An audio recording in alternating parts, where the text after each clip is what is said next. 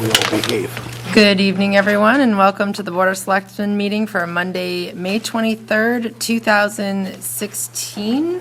Mr. Sure. Thank you. Read your mind. Yes, exactly. Good to hear.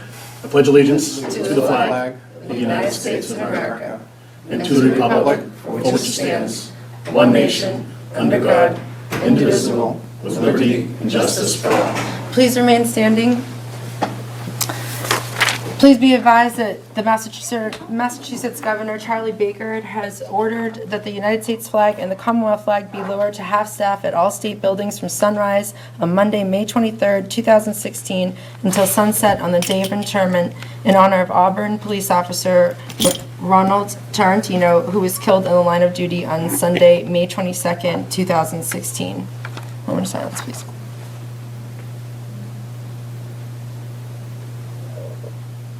Thank you. Hello, sorry I'm late. No worries. Just getting started. All right, so on the agenda tonight, 6:30, Organization, Pledge of Allegiance, Read Mail, 6:35, Police Communications Officer Dispatch Appointment, Jesse Bowen, 6:45, Sam Park, The Point Update, 7:05, Public Input, Members Updates, 7:10, several areas on town boards. First one, Conservation Commission, appointing non-voting associate member and gift solicitation. B, Master Plan Update Steering Committee, co-appointment of Bartlett Harvey, and a preview of an upcoming June 13th public forum. Last, Sustainability Committee update, which is a reschedule from a previous meeting. 7:30, we'll have a public hearing around the license for use of town-owned land at 39 Air Road. 7:40, request to auction 15 Narcissus Road, tax title property. And 7:50, a few areas under Town Administrator, Assistant Town Administrator for Finance and Budget, including consolidated collective bargaining agreements for police dispatch unions, fire chief, federal surplus all-terrain vehicle, or ATV, Nagog Hill Road easement, notice of taking, Nagog Hill Orchard lease extension, and finally, management employee contract amendments. 8:20 minutes approval and other business. All right, so we do have some mail today. Mr. Bergman, could you read us the mail? Thank you, Madam Chair. Just a few items. First, we have a notice from Mass Department of Transportation regarding a public information meeting that they are going to hold in Littleton on Thursday, June 2nd at 6:30. This has to do with the traffic signalization at the Route 2A, Air Road, Willow Road, Bruce Street intersection. And so they have a revised plan, which they'll be bringing to that meeting and reviewing with the public. So we're hosting that at the Littleton Police Headquarters Community Room on Thursday, June 2nd at 6:30. Good. Next, we have it's a copy of a press release, and it really commemorates some excellent work that was done by our public safety departments, led by the fire chief, in bringing to our attention last summer the problem of gas leaks on state roads. And Chief Wozinski and convened a meeting with Mass DOT and with National Grid, where the parties actually agreed to do something about it, and to give a high priority to replacing the gas line on King Street in Littleton from about Foster Street to the Westford Town Line, and that describes the direction that they'll be headed in a project that will take about 6 months.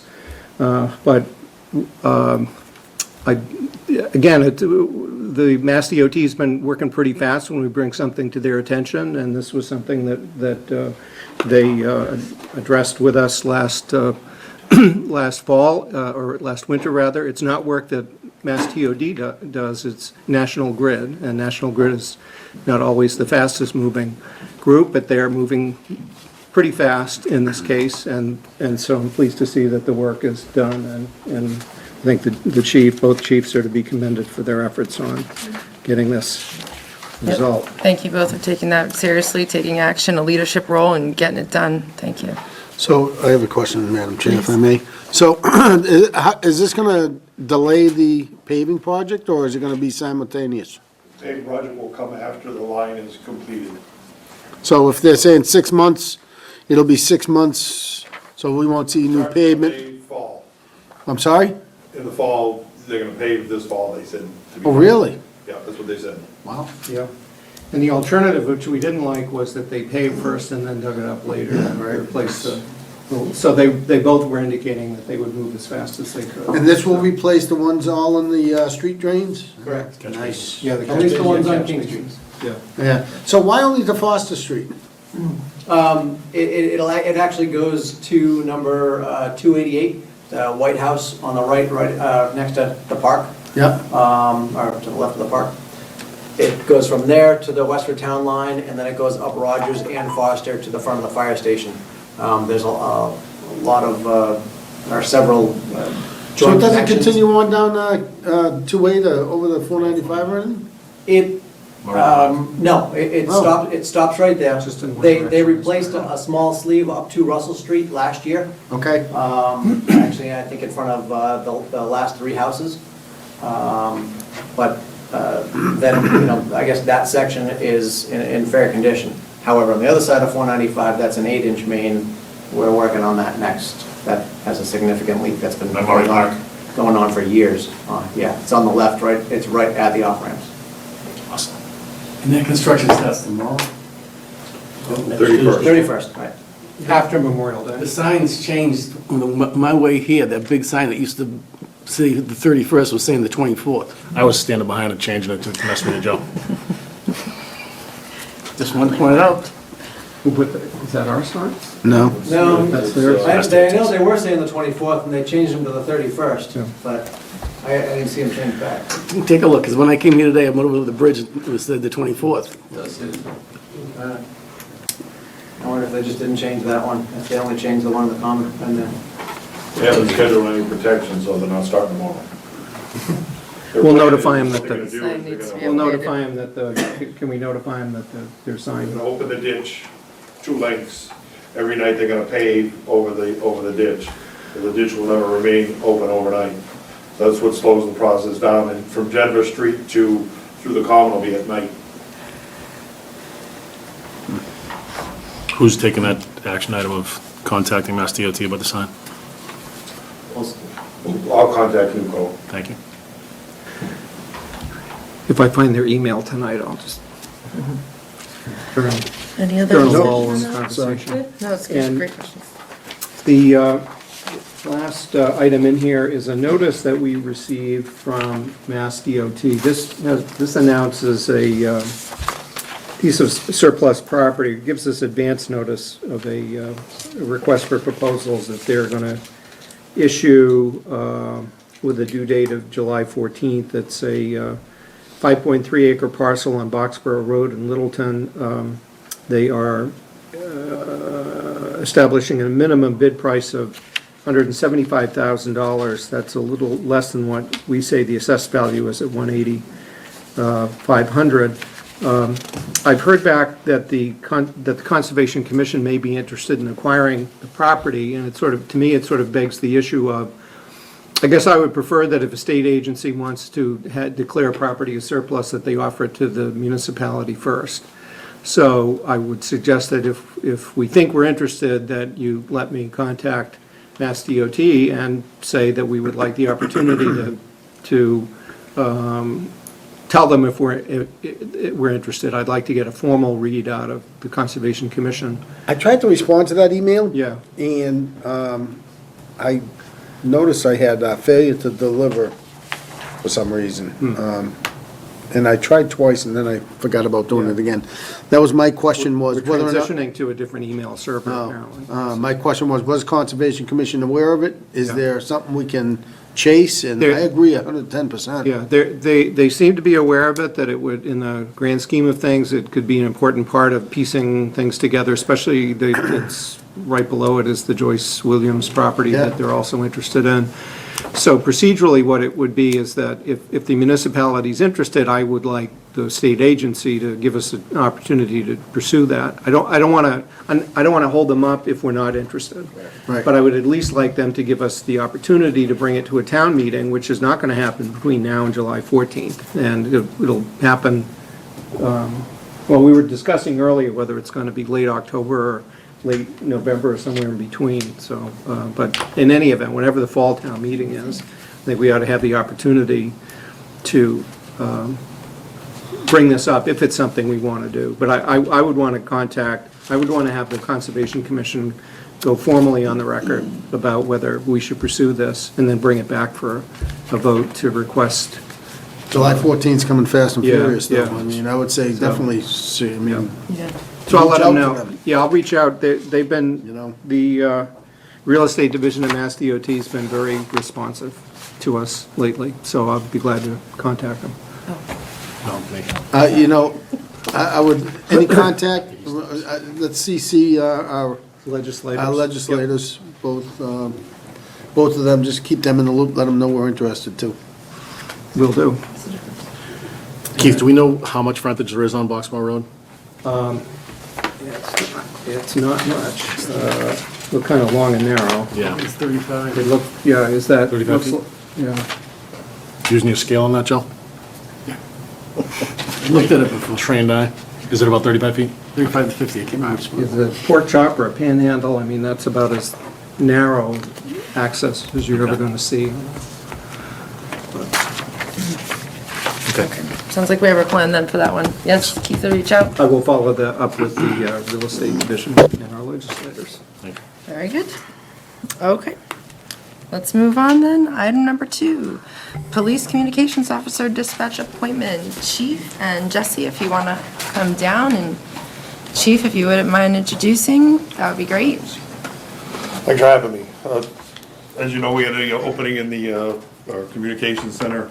We lost an employee to the town of Berlin. He was becoming a full-time police officer. So we had an opening. Jesse Bowen, who currently works for us as a reserve officer, also is a full-time dispatch communications officer in Westminster. So we're stealing for Westminster, as he's fully trained and certified.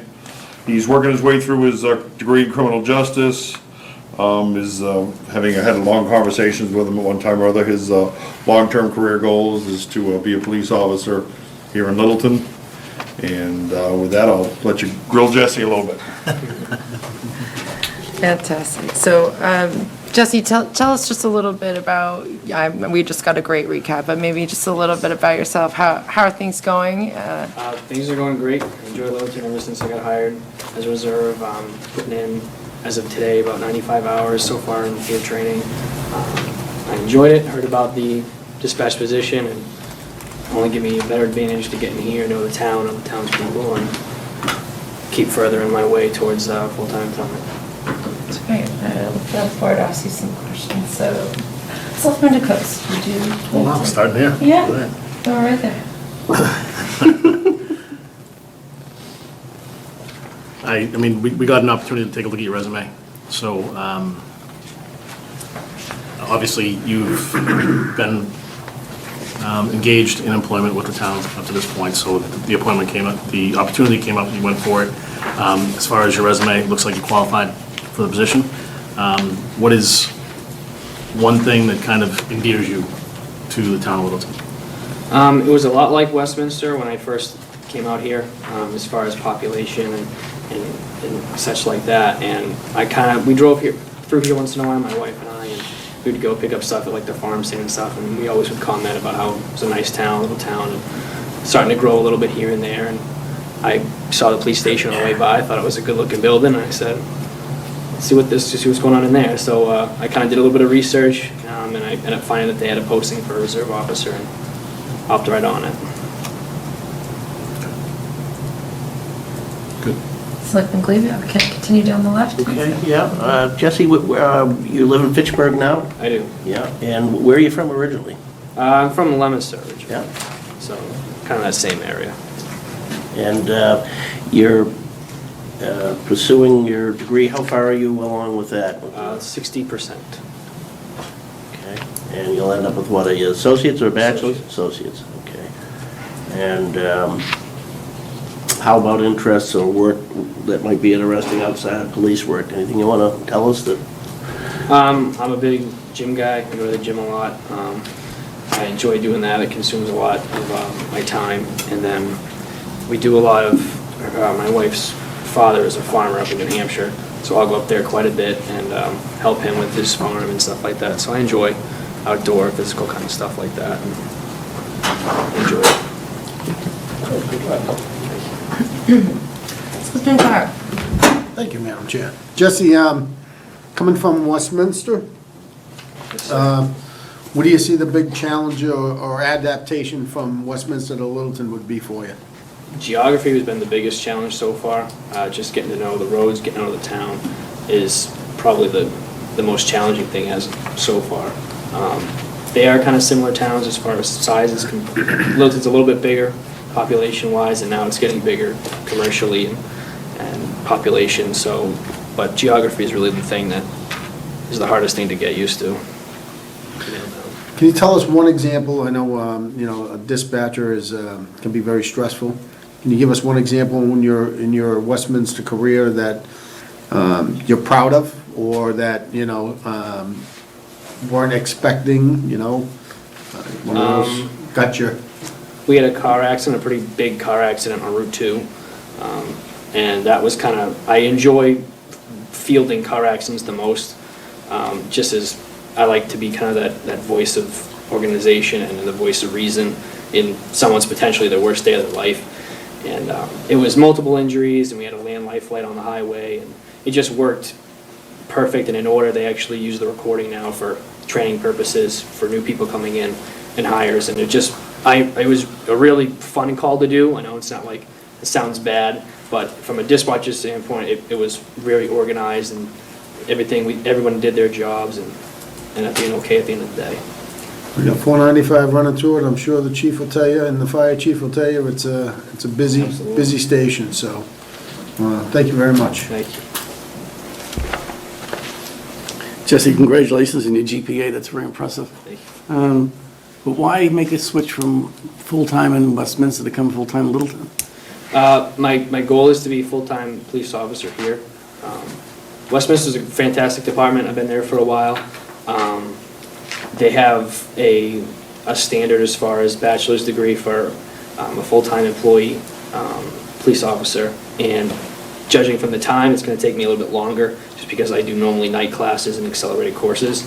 So here I'd like to get my feet planted in dispatch, feet planted in part-time officer, and hopefully work my way up to full-time patrolman while I'm still working for that bachelor's degree. Thank you.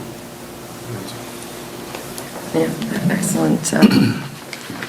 From my side, I mean, I think Chuck said it well. Your resume is, great. You've got a lot of accomplishments, and we're lucky to already have you on the team and see that model where, people can rise up in the ranks and grow in their career and have a vision here. So I think we're lucky to have you. With that, I'd be looking for a motion. Move that the Board of Selectmen vote to promote Reserve Police Officer Jesse Bowen of Fitchburg to full-time benefit position of Police Dispatch Communications Officer. Second. So moving and seconded. All those in favor say aye. Aye. So Congratulations. Thank you. Start on one side of the other and work your way. Congratulations. Thank you. So shake your hands. Thanks, First Ian. one to the back. Congratulations. Nice to meet you. Joe? Very good. All right, so we are at number 3, Sam Park, an update on the points. Welcome. Madam Chair. Good evening. Good to see you, Selectmen. You've got I have visuals? one question. Is the official term selectmen or select persons? Selectmen. Yep, officially selected. Hey. Yep. Hey. Madam Chair, I know that one. There you go. I have just a couple of things, I think they'll just be good for this is really an informal chance just to bring everyone up to speed as to. Have some of that already. Oh, you probably did great. These are a little large, these may have a few aerials that weren't in the package. Leave some if anyone in the audience would like them. This is a quick update. I thought what I would do, time permitting, is just give a quick overview of what we've been planning and how we've been making progress on it. I'll give a quick update on where we started. I think that's always a good point, for especially with some new board members. And I guess if anyone else is interested, I have to try to do the Dana White and send it around, but. You do that well, Sam. Thank you. It's basically 3 levels of development that occur pretty much from where the first level you come into the roadway, and then it's basically a massive grade change from down low to very, very high. And obviously, the excavation has taken us quite a bit longer to manipulate the conservation issues. We've been very careful with them, so it's taken us a little longer to handle what's turned out to be very hard soil to work with, very silty in material. But it's basically, as you know, we built this section here, we're building this section here, and we're earthworking this, and our plan was to step all the way up. And what we've tried to do is basically create a walkable development, and what we can invest in are things like the walkways, the fire pits, the large chest sets that are going up next week, and what have you. And pretty much, it's been a progression, for lack of a better word. So where we are today is, this part is just about fully completed. We have Market Basket open, and they've been doing apparently very well here. We have what we call the DEF buildings, which include everything from Starbucks, a few other stores. Now, what you haven't seen open will be the Indian cuisine place, which is opening in the inside corner. Menchie's is opening, I think, in 2 weeks. Yep. Then we have an Asian sushi house that's going in next door to the paper store and Moe's Southwest Grill.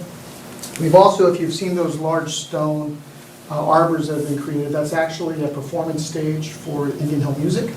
So we're looking to host some of it. It's really more for our way of allowing them to advertise what they do down the street.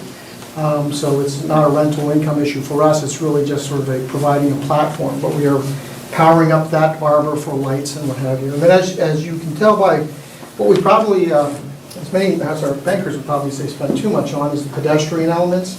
But when you walk through this plaza, it's meant to connect through some granite stairs. They kind of connect up through some landscaped areas. There's a fire pit being placed here. We will actually have 3 or 4 fire pits. I'm sorry, not fire pits, right? They're heating devices according to the fire code. Outdoor heaters. Thank you. My insurance company appreciates that input. But then you have DCU Bay, which is relocated here, along with Anthony's Coal-Fired Pizza, which is scheduled to open actually in a couple of weeks. So this area here is intended to be open and fully completed by the end of June, with all the restaurants pretty much done. This area here is now really been dependent, been somewhat on hold because it's been dependent on us being able to complete the building C, which is almost now done. If you go up there now, the windows are in, the siding is on, and it'll include Tavern on the Square and some stores. And then upstairs, we have actually, part of the plan for this whole project was to create not just retail, but office, some other uses, hotel, restaurants. So we've, Emerson Hospital, we'll be bringing some of the doctors here as well on the second floor. So we thought that was a nice coup. The building I done, is that just your treatment plant, or? This actually is, it was meant to be just a office building. Yeah. It's a pad. I think it's probably, we're leaving it as a pad in case we need to park it. Oh, gotcha. But right behind it is the treatment building, which is really just sort of a spec on. And then you have the Marriott Hotel, which is down on the highway side, and that's now been completed. It actually opened this week, if you haven't seen it, and it will actually have a grand opening at some point. We're trying to coordinate. June 6th. June, is it June? I'm not. It's June, yeah, June. Yeah. One thing that we Some sometimes date find is hard is June, we're not always told when they're doing their grand opening events. Our marketing team tries to stay in the loop on it. But we are looking to do sort of a more eventful, sort of it's been a piecemeal of stores opening one at a time, but I think this summer, if not late summer, early fall, we will host sort of an Indian Hill Music evening, sort of on May, with fireworks and what have you. And so we're coordinating that at this point, to try to do some evening fireworks. We're not sure the date. It might be on the anniversary of town of Littleton. But we'll host something there, as well as just just a time for everyone to get together, because we're really looking at it as a place for people to congregate. Now, Building B, as you'll see, is still we've been somewhat selective on trying to hold off on which tenants we bring into the site.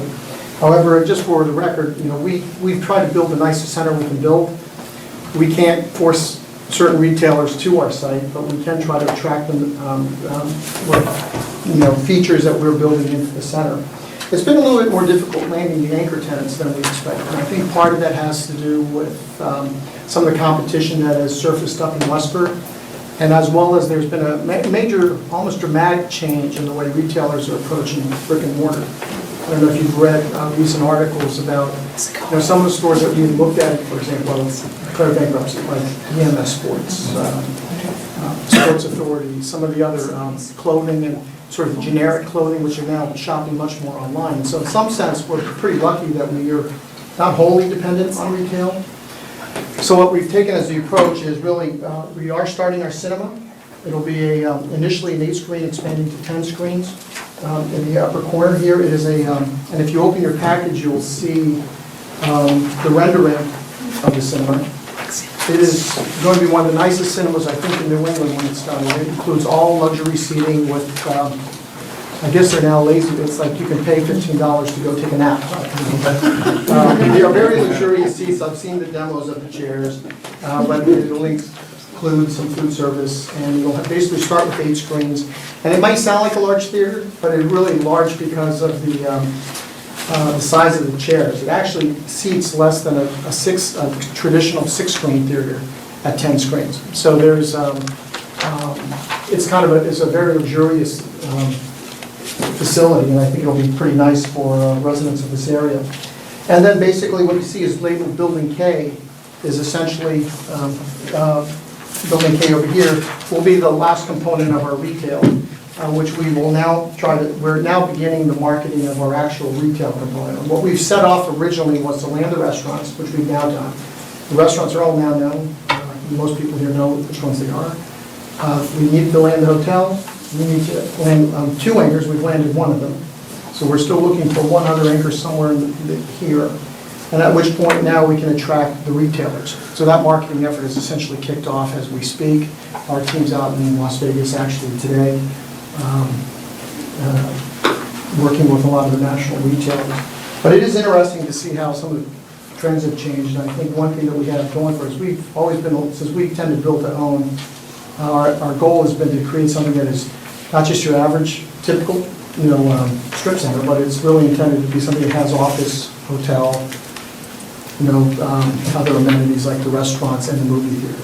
So we think the movie theater will be a big, will really help in terms of landing some of the retailers. But I know everyone is asking who are the retailers. We've had different, we have, by the way, got Title Boxing. If anyone's seen this, one of the fastest growing chains for kind of a new sport.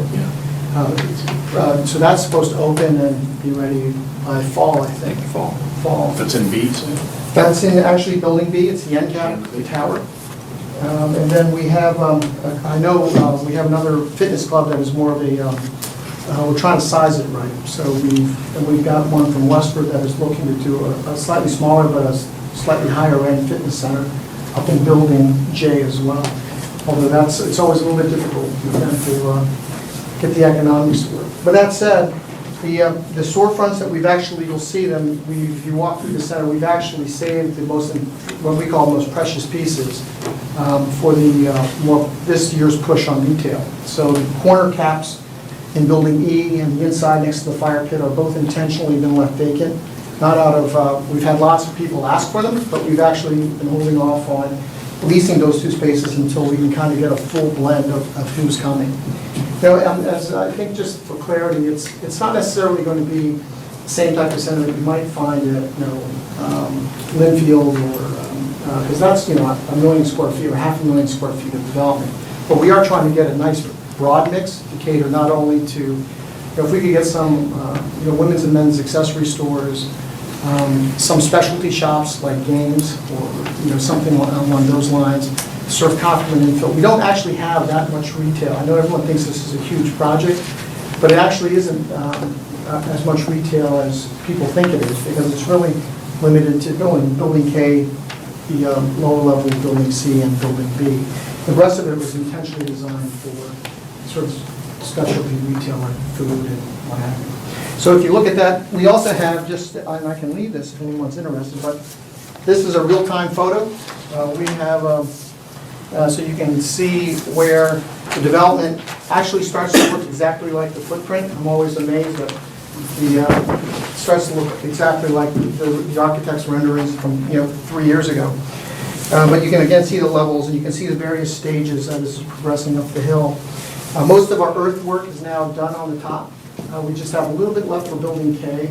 All of our underground stormwater systems, utilities should be in by the end of June, at which point all we have left really is the vertical construction for the cinema. Now, the cinema is supposed to start construction this quarter. Their financing has been approved, and they are, it probably took them a year longer to get through their own process with the, Hollywood. But they have been approved for 10 screens, up to 10 screens, and they have their financing in place now to start construction. So the earthwork that you see now is actually stuff placing in the utilities to service that building, and we're hoping they'll be open by latest this time next year. So it's probably a year behind schedule for them, and we're probably 2 years behind schedule from where we hope to be. Where were you as far as? We're 2 years behind, but it's all been good. One of the biggest challenges we've had has been the, and I say this pretty much at every meeting, the soil that we have up there is a very silty soil, which is hard to manage. It's got to be treated very well. We have a pretty good company works. We're also surrounded by some really nice wetland areas that we're trying to protect. So the Conservation Commission has been very helpful. There's always issues. I will tell you, they've been great to work with. In fact, my perception is that they've helped us. We look at them as a way to help us keep our contractors in line. So I usually hear from the commission if there's an issue, and we're really happy that they're on top of it better than we are. So that's always a good sign. But if you go up there now, everyone's welcome to go up there at any time. Most of you might know our project manager. By the way, Tim is our office project manager, and we have a construction manager on the site that you just tell them who you are. They'll give you a tour of the buildings or the site. That's it. So we're hoping that we'll be done with most of the heavy earthwork this year by fall. We're going to start the planting and buffering up on the hill as we get the sort of the backside, which is our neighbors have been great, but we're going to be beefing up the landscape buffer back there this summer. And pretty much the whole template will be done, paved, and ready for building construction we're hoping by end of July. How's construction been as far as contractors and Well, we try to the use economy yeah. coming back a little bit? It's caught us a little bit. Pricing has definitely jumped probably in the range of 20% since we started this project. We tend to use, we select earthwork guys that understand how to work in the wetlands, and we try to take building contractors that understand retail buildings. But for a lot of our specialty trades, we've used, for example, a Littleton electrical contractor for all the electrical work in the buildings. His name is Ron Bratton, actually across the street from us. So of course, we have a local locksmith guy doing our locks for us and security cameras. The landscaper is a gentleman named Cataldo, which is, by the way, a great group, not to pitch anybody, but his whole family is out there. And, I find nothing more enjoyable than buying them all iced teas, when it's like 75, 80 degrees outside. But so far it's been good. It's taken us definitely a year or two longer than we expected, probably all for the right reasons. And so we're hoping we'll get it wrapped up now. Nice. There's another company that just moved in town too, M&M Storefront. They say they do work for you. They're down the corner. Well, it's a $40 million project. Right. Just good to see local, Yeah. local folks and small businesses getting involved, so. Yeah, even our treatment plant is used by some of the local guys maintain it for us. So, great. So if there's any questions, I'm always available. Questions? No questions. I appreciate the update very much and enjoy everything that you've opened so far and look forward to the rest. It's a nice This summer, we'll have a nice party up there, and the community is all welcome. When we throw a party, it's usually a pretty good one, so I would encourage everyone to meander down there. I'm not allowed to buy anyone a drink, but there'll be an open bar. I have a side conversation, but I'll contact you tomorrow. Quick question about lighting. Yes. So as you're coming up towards the Rotary, Mark Yes. Basket's on your left, and you have that wall. It just, I think, looking out from Great Road Kitchen, or as you're coming up, is there any thoughts about putting some uplighting and Good, yeah, we're trying to balance between dark sky and landscape lighting, so we have actually some specialists who are doing LED type configuration. All the walls that you see will be lit with LED lighting in a way that hopefully minimizes the dark sky issues. So we're not using sort of incandescent floods to do that. In fact, Wednesday night, we're going to be doing our own internal review demo of some of the lights. But some of the areas along there, we spent a lot on those stone walls, and they make a really nice feature if you light them up properly. So that will be lit. Anthony's, once it gets turned on, will be lit up in a way that I think will accent a lot of the stonework that we put up there. And I know the hotel is now open, and actually they're packed. I'm sort of surprised. But they're sold out. Nice. Awesome. And is that room tax? Right. At least the available rooms. I don't know if they've opened all their rooms, but they, Even if they're empty, we want the room tax. The hotel had told us Tuesday, June 14th at 5 o'clock is when their ribbon cutting event is. oh, great. Great. Any other questions? And if anyone wants a personal tour of the site, or if you know neighbors that would like it, we're happy to do that. And what's the best way to get in contact? You can have them email me directly, or Tim Power. He's probably a better hand. I'm thinking I want to talk to the town. There you go. Yeah. Talk to the town. Oh, there you go, right. I'm not doing that. Thank you very much. Great. Thank you, Thank you for coming Sam. out. Congratulations. Okay. Right on time. 7:05, public input. Does anyone from the public have any input? None? Oh, I got one. Actually, Mike Zeldin, Low Street. I would like to link two things, if you wouldn't mind, if you could direct the question to our guest, or the guest, and that is, it's not so much what more could Littleton do in terms of permits and all the rest of that might be helpful, but is there anything that Littleton could do, especially in connection with its attempted progress to go forward, to make Littleton, as it were, part of what would make it attractive for a business to basically occupy a commercial space as opposed to retail, which doesn't look too promising. And it's more of a question of mechanism. Is that a question you'd be prepared to answer? Yeah, I think I can, I think I can help. The town, on all facets, I think, has been very supportive as far as permits and whatnot goes. That effort usually comes up front before we put any shovels in the ground. And the town, the zoning bylaw was written for a project like this to come in and be supportive, and all the various boards, planning board, conservation, selectmen have been very supportive in getting it there. So. I'm somewhere else. What I'm interested in is I hear in my work a lot of complaints coming from downtown, from Boston, in other places, about high rents for commercial, what we'll call clean tech.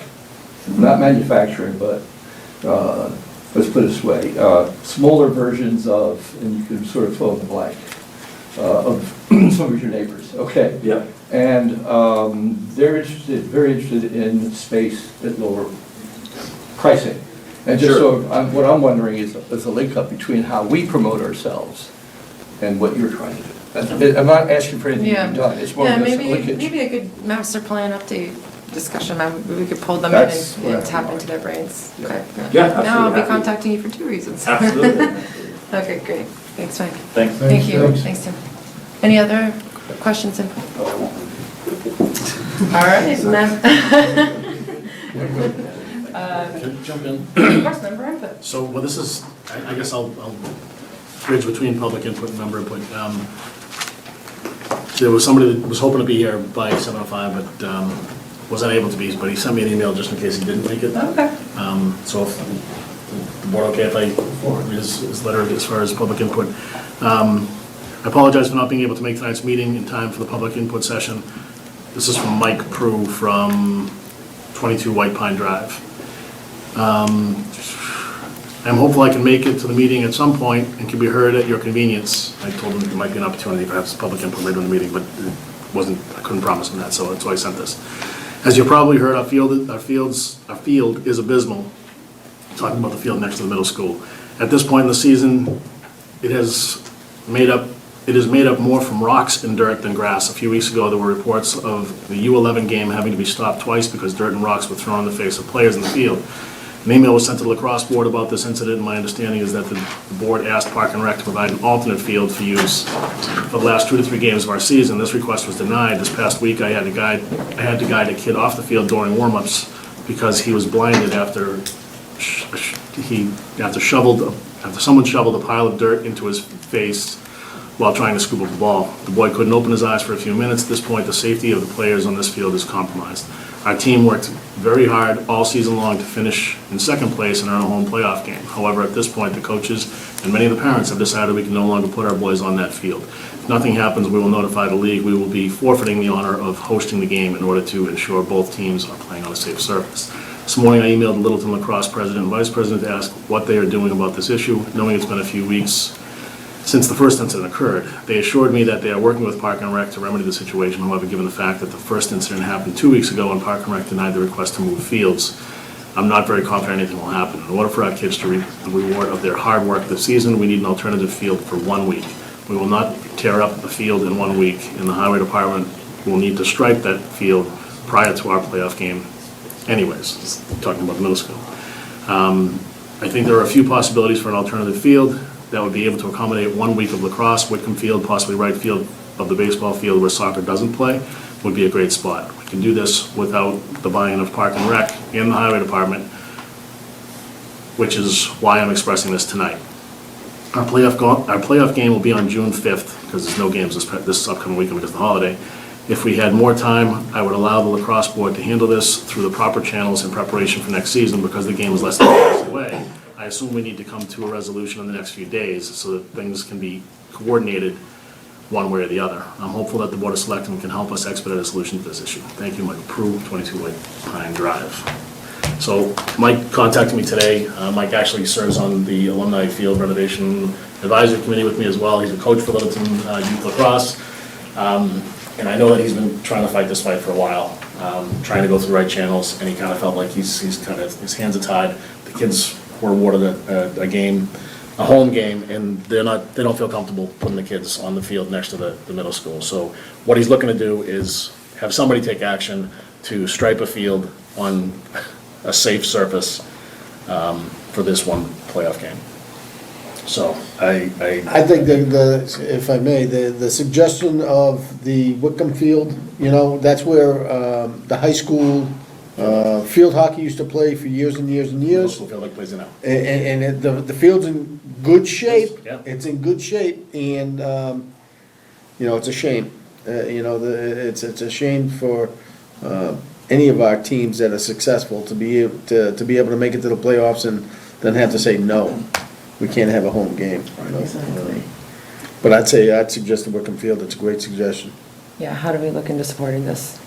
Yeah. If you can forward me that email, I'll forward it to, whose property is it? Is it The Park and school Rec owns the or property. school? Well, School owns the then property. Park and Rec manages it. You've got, DPW you maintains it. got the big three anyway. Hey, Chuck, Chris Yes. Taglieri, 171 Thanks, Harvard Chris. Ave. Yeah. My son plays on Mike's team. Mike and Mark Parkinson are the coaches. They've done a great job with these kids. These kids are all brand new to lacrosse. Regardless of that, the field is, as Mike says, it's abysmal. It's not just the rocks the kids are scooping up and throwing and hitting kids in the face, and kids are getting dirt in their eyes.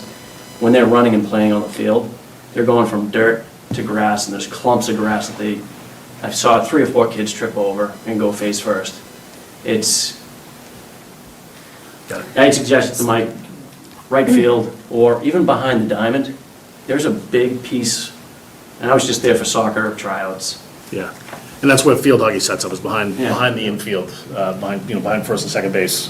I think the bigger issue is the answers that I've gotten kind of informally, is that soccer owns those fields. They paid Park and Rec to take care of them. Apparently the lacrosse board didn't show up for a meeting in order Yeah, to. so- And I don't Soccer know. doesn't own any It's all, fields. it's all second, third-hand information. Exactly. At the yeah. end of the day, these are all The town sports owns the teams that fields. play Exactly. in the town. There you go.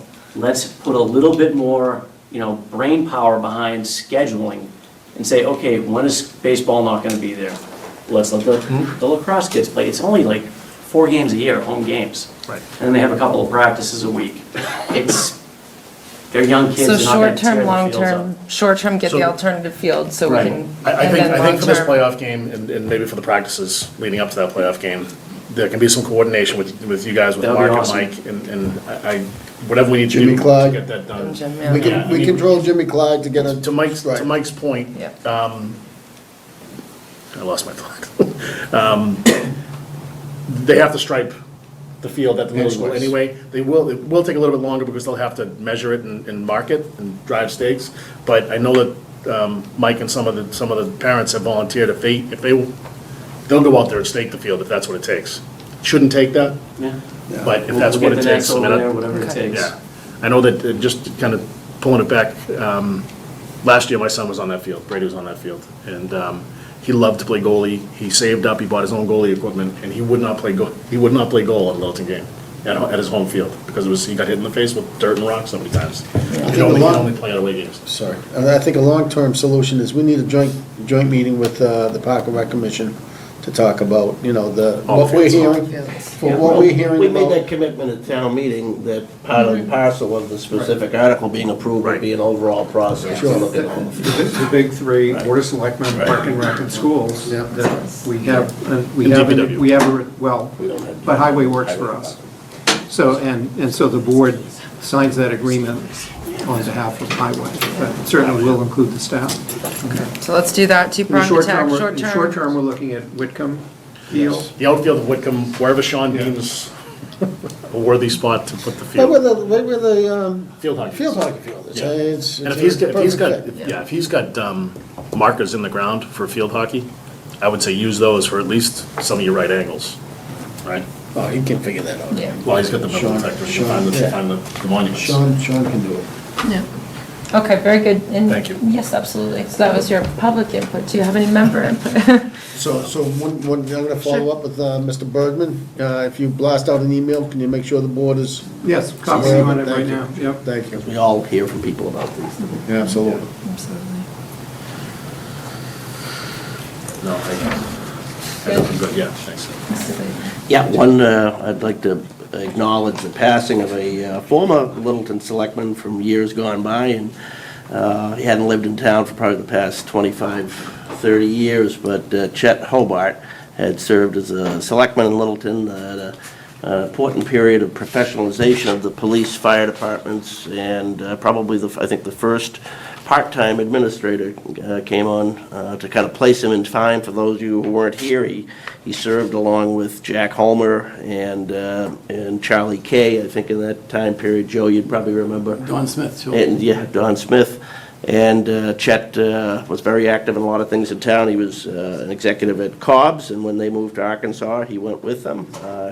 He and his wife Mary, who was also active in town government on the housing authority, and she's passed away a few years ago. They had 3 kids, Jeff and Laurie and Deb, and were a very important part of the community. And Chet passed away, I think, about a week ago, so just wanted to acknowledge his passing.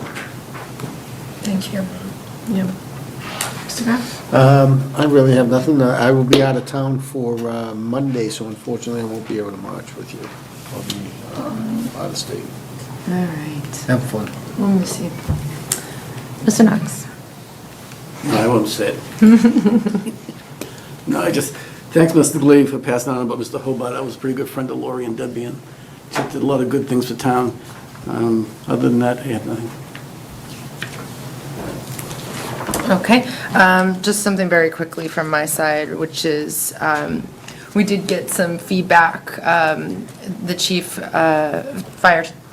fire chief got some feedback during the meeting with the butters, and they reached out to ourselves as well in the design of the fire station, and the abutters kind of want to be heard that their feedback is being taken into consideration, and they wanted the selectmen to be aware of that, and Chief's all over that. He's worked closely with those guys, and they're communicating very well, but they wanted to bring in awareness to the selectmen. So we talked about scheduling another fire station update in one of our upcoming meetings, and we can kind of talk about that, but I wanted to, let them know we heard them, and we're working on that, so. And that was it for me. All right, town boards. First up, Conservation Commission. And first item, 5A2, solicitation, acceptance of monetary gifts for public purposes. So, who will be? 5A1. 5A1. Oh, what did I do? Conservation Commission. Oh, totally went by 5A1, never mind. Approve appointment of Associate Member Rebecca Waugh to the Conservation Commission. So do we have Rebecca? Sure, Becky, come on up, Becky. Oh, hi. Good evening, thanks for joining us. And do we have? Thanks for having me. Andrew's here from. Andrew, right. Hello. All right, so tell us a little bit Don't have to about. stand, you can sit. Yeah. It's not court. Hey, no picking on her. So Rebecca, tell us a little bit about yourself. Lifelong resident of town. I have a master's in environmental studies and have recently gone back and got a certificate in field botany and also the essentials for commissioners type thing. At one point I had planned to try to apply for the board myself when Pete Tierney passed away, unfortunately, but had some issues come up at home and things that I had to deal with, so. But I'd still like to contribute to town, and it's also be a good experience for me, so I felt it was kind of win-win, and you can have an associate appointed person, so I thought it would work out well. Very cool. All right, let's see if the board has any questions for you guys. Mr. Knox, change it up. I've certainly known you a long time, and just looking at your resume, the qualifications you have here seem to fit perfect with what you're applying for, so. Yeah. I thank you for putting your time in. That's all I have. Mr. Bell. Thank you. And again, volunteers are always tough to come by, and Becky, we appreciate you stepping forward. As Joe said, I've known you a long time too. Yeah. And your resume fits perfectly, so thank you for showing up. Thanks for the opportunity. Just thank you for stepping forward. I appreciate it. Appreciate you coming forward, and obviously passionate about the town, and you want to give back, and I'm not going to get it. I just, the qualifications, are written here on Beck's resume, but in addition to, having a master's in environmental studies, she did serve before in the Conservation Commission, so, understands the work well. That all went well, and for a period of time when she lived in New Ipswich, New Hampshire, served on the Groundwater Study Committee and Water Quality Monitoring Team, and given some of the issues we might be looking at in the upcoming years, it might be important to have somebody on the Conservation Commission or as an alternate with the kind of expertise there, so happy to have her back. Thank you. Couldn't agree more. With that being said, I'd look for a motion. So moved. Move the Board of Selectmen vote pursuant to Town Code Section 8-4 to approve the Conservation Commission's appointment of Rebecca Waugh as non-voting associate member of the Conservation Commission for a term expiring June 30th, 2018. Second? So moved and seconded. All those in favor say aye. Aye. Thank you very much. Thank you, Becky. Thanks so much. You're welcome. All right, now. Oh, to sign, not sign in, be sworn in. So you will need to get sworn in by the town clerk. Town clerk? Yes. Okay. So reach out to Diane and Okay. she'll make that happen. Okay. All right, good call. Now 5A2, Conservation Commission solicitation acceptance of monetary gifts for public purposes. I don't know if Andrew, you be speaking Yep, to I that can come at up and talk for that if you'd like. all? Great. Hi, everyone. Hey, Andrew. Congratulations on your graduation, by the way. Oh, thank you, thank you. I didn't go to the graduation ceremony, though. Oh, you didn't? How No. come? I saw your name in the paper. Did you? Yeah. Oh. Were you boycotting the speaker? I was. I don't know. lot of people are doing that. Keep speaking, right? I don't even know who spoke. They must have been terrible. So this request is for $1,500 to raise $1,500. Up to 1,500, yeah. Up to $1,500 in memory of someone that we all loved, Pete Tierney. So this is to get a granite bench Yep. in his memory. Yep, we're hoping to purchase a really nice 4-foot granite bench and stick it up at Bumblebee Park. Bumblebee Park. Should it be in the form of a perfect circle? Yes. Oh my gosh, that would be so cool. Pete's famous, Might be a nice Well, little there you graphic go. or something. right. Put it around a tree though. Great band too, by the way. Any issues with that? No trouble raising the money. No, I don't think easy. Absolutely, I'm happy to donate. Look for a motion. Move that the Board of Selectmen vote pursuant to its policy on solicitation and acceptance of monetary and non-monetary gifts for public purposes to approve the request of the Conservation Commission to solicit donations up to $1,500 to purchase a granite bench in memory of Peter Tierney, with donations received therefrom to be deposited in a special gift fund established by the Board of Selectmen pursuant to Mass General Law, Chapter 44, subsection 53A. So moved and seconded, all those in favor say aye. Aye. Very All good. right, thank you very much. Thank you. Where is the money? Can you tell us how, Yeah, how Andrew? well the money Yeah, works. tell us, Yeah. your efforts in regards to where people can reach out, and has that been Well, determined yet? I think I'll yield to Bonnie for that. Yeah, mail it to Bonnie Yeah. here. If they just make the donation out to the town of Littleton and put in the memo, the Okay. Peter Tierney Fund will coordinate that. Okay, so just get it to Bonnie and that's it. Okay. Thank All you. right, thanks again. All right. Okay, next up is MPUSC, Master Plan Update Steering Committee. 2 items. First one, co-appointment planning board. So I saw Bartlett Harvey, if you want to come up here. So we had, We had a resignation at Kuykendall, who was one of the 4 members of other town boards. He's on EDC, and he had resigned, so he advertised for other town board members to apply, and Bartlett has applied. In fact, it's a co-appointment with the planning board. They've already taken a vote at their meeting to appoint Bartlett, so at the last week's Master Plan Update Committee, we were asked to do likewise tonight. Keith, or through Madam Chair, there's been a couple of other changes, at least in the, the scorecard about who's played Yeah. what position. Yeah. Paul Lavelle, of course, is very much our chair, but is no longer a selectman. I'm no longer a finance committee member.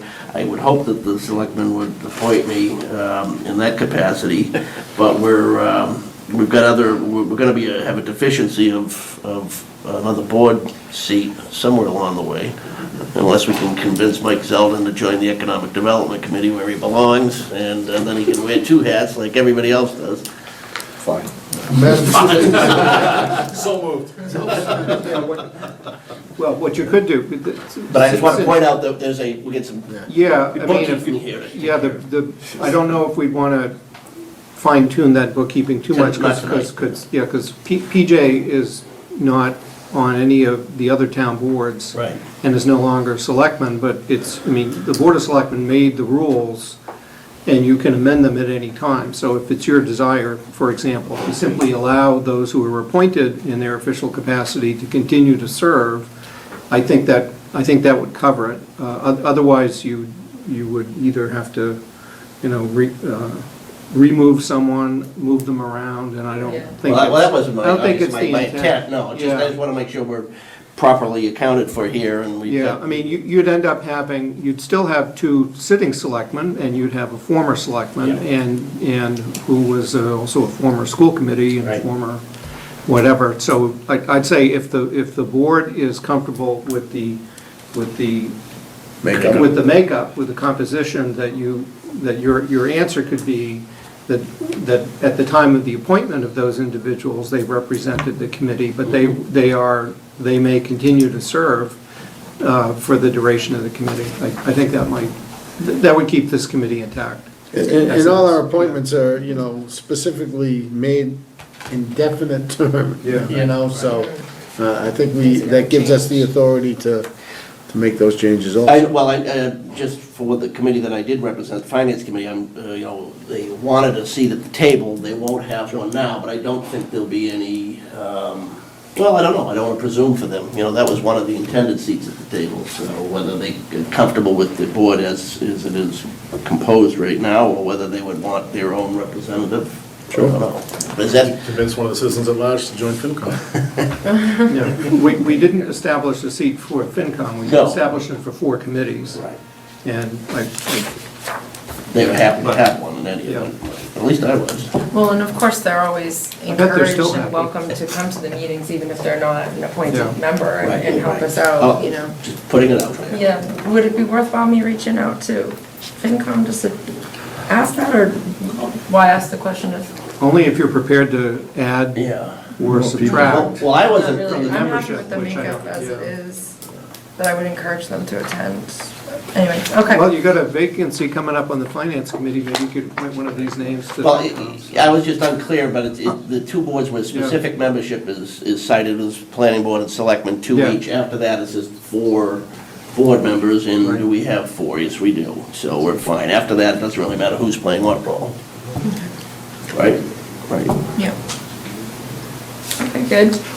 The chair and I had discussed the question before the meeting, because it was, we will have some explaining to do, so. So you rehearsed that? Yeah. Well, we thought about it. Public hearing to it, so if you Thank want to open it, and we'll come Do, back to it. We'll open would it. you? Yeah, Bob, right. Thank you. Yeah, we're going to just open it and then All Since I right. bought suspend it. Yeah, exactly. Open the public hearing. Mr. Clerk, would you mind reading the minutes? Absolutely. Board of Selectmen will conduct a public hearing on Monday, May 23rd, 2016, at 7:30 at the Littleton Town Offices, Room 103, 37 Shattuck Street, Littleton, Mass. 01460, to amend the license issued to the town of Littleton for the use of land for explosives and inflammable materials for underground to above-ground storage of 8,000 gallons of inflammable liquids and 8,000 gallons of combustible liquids at the new municipality-owned fuel facility located at 39 Air Road, Littleton, Mass., and identified on Assessors Map U43, Parcel 2. Comments thereon may be submitted in writing to the Selectmen Town Administrator's Office, 37 Church Street, Littleton, Mass. 01460 by noon Friday, May 20, 2016, or in person at the hearing. Littleton Board of Selectmen former Chair, James Carr. Very good. Okay, public hearing has been opened. How do I just suspend it? Move to table the hearing until the completion of the remaining agenda. Make a motion to move the, Second. what did you say? Since it's moved and seconded, all those in favor say aye. Aye. Okay, Come great. back. Back and forth. All right. All right, so why don't you tell us a little bit about yourself, and we'll ask you some questions. Okay, I've lived in Littleton since 1994. I've had 2 kids go through the school system. I practiced as an architect in Boston for a long time. I currently am on the Housing Board. They've appointed me to the Community Preservation Committee, and as a member of the community of the CPC, I've advanced housing somewhat by taking money from them. And I thought that joining the master plan update thing would be useful. I mean, I'd like to be on it, and I think it would be useful to me in my position on the housing and CPC boards. I could advocate for housing as part of the master plan, and I could do my CPC job of finding out what the town's goals are and implement them, or help to implement them. Very good. Connecting the dots. Okay.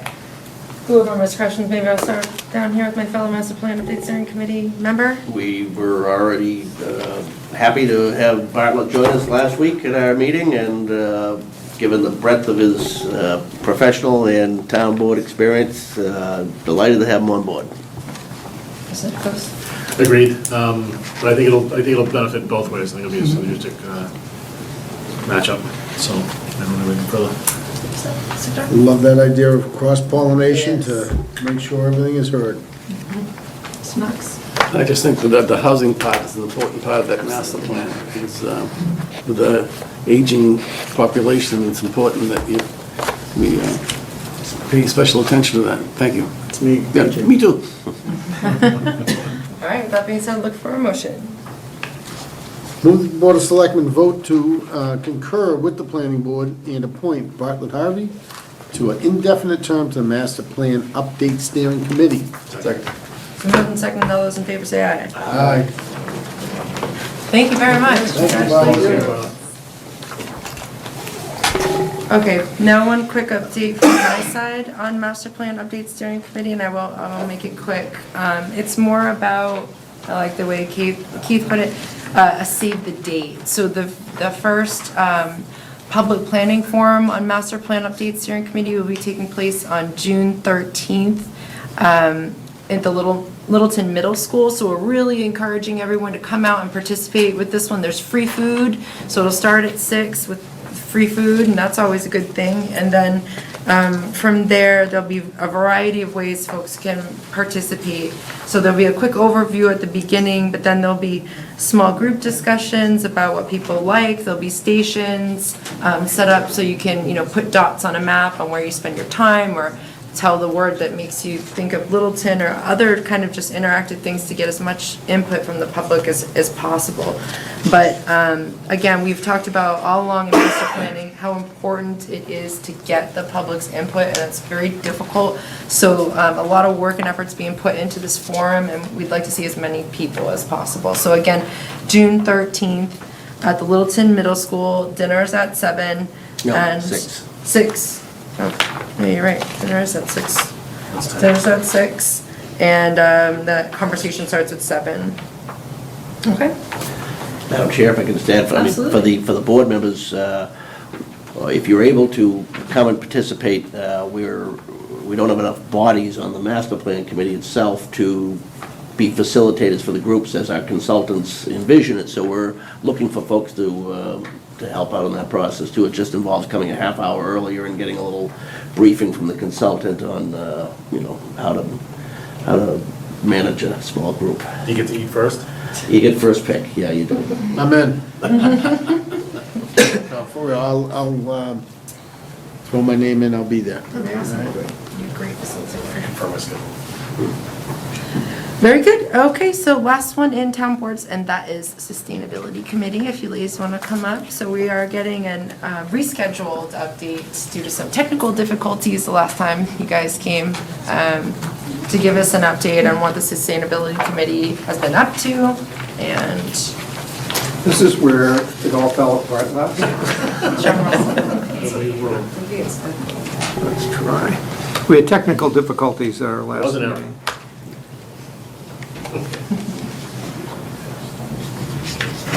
It's ready to use. And which one? This one? PowerPoint. Okay. All right.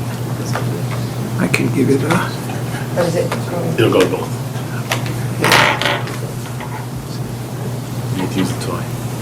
You need to use keys. Yeah, I'm just gonna plug in the, plug it in over here. Look at that, That was worth the ta-da. wait, huh? Yeah, absolutely. All right, look at that. So the bottom one is forward, and that one is reverse. Well, thanks for inviting us. There's 2 of us here tonight. Sarah Rambach is also on the Sustainability Committee, and I'm just going to give you an overview of what we've been doing the last couple of years and what's planned, and get any feedback from you on what you'd like to see us focus on. So, a lot of times when people hear sustainability, the first reaction is, you're going to take my plastic bottle away from me. and they get a little nervous. But basically, what we see as our vision is to create a culture of sustainability in town. So it's to kind of support balancing out the environment, economic, and social. And that's where you get your Venn diagram, your triad. And we noted that in our mission statement, that the community of Littleton has a long history of placing high value on our natural resources. So that seems to be something that needs to be taken into consideration and balancing that well with the economic and social aspects of development in town, and also just how we use our resources in general. So again, it's a balance. It's development, commerce, resource conservation. It's not just one thing. I'm just going to go through a few things that we do. Big public outreach and communication. We try to focus on that, because if you're going to encourage a sustainable Littleton, you have to talk to people, otherwise it doesn't happen.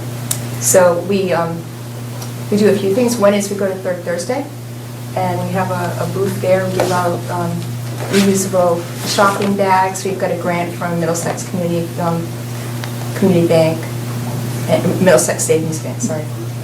And so that's been pretty good. We have a Facebook page. Hopefully everybody has liked us on Facebook. If you haven't, if you could go there and do that.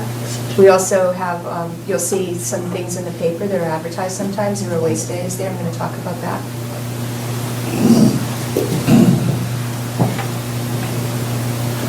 So what we try to do is somebody comes into the committee with an idea. We just talk about it, and then we all try to get together and support it. So we're lucky enough to have Brian Balcones on the committee, and he's actually the solid waste manager for Raytheon. And he's doing some really progressive work nationally, actually, in zero waste. So basically, zero waste is just that, trying to cut down on throwing anything away. And so we've been supporting that through a Zero Waste Day, where we have, up at the high school, we have a lot of different vendors coming, and they recycle and reuse different types of materials, electronics. I think I have a list of them, actually. Yeah, so this is from 2015. You can see how much the weight on the right-hand column is what we collected. We've done this 2 years. We have a third one coming up. The first year was kind of crazy.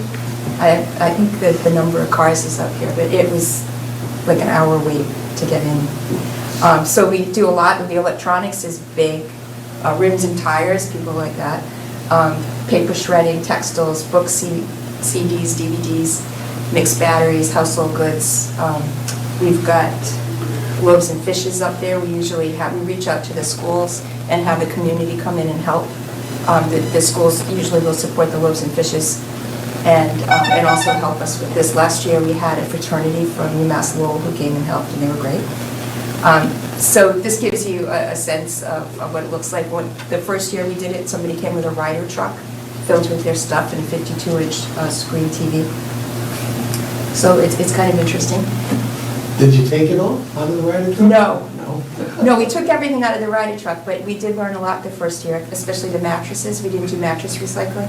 And when somebody puts a mattress on their roof and then comes to the Zero Waste Day and waits in line for an hour in the heat, and then gets up there and then is told that they can't leave their mattress, they're really not happy. So we try to avoid that. So here's some stats. 160 vehicles, that's a lot. 75% of them from Littleton. 22,000 pounds collected for reuse and recycling. Yes, it did feel like that. 0 pounds collected for trash. Food and cash, they're really generous when they come up. They're like happy and they want to give you money for loaves and fishes. It's kind of cool.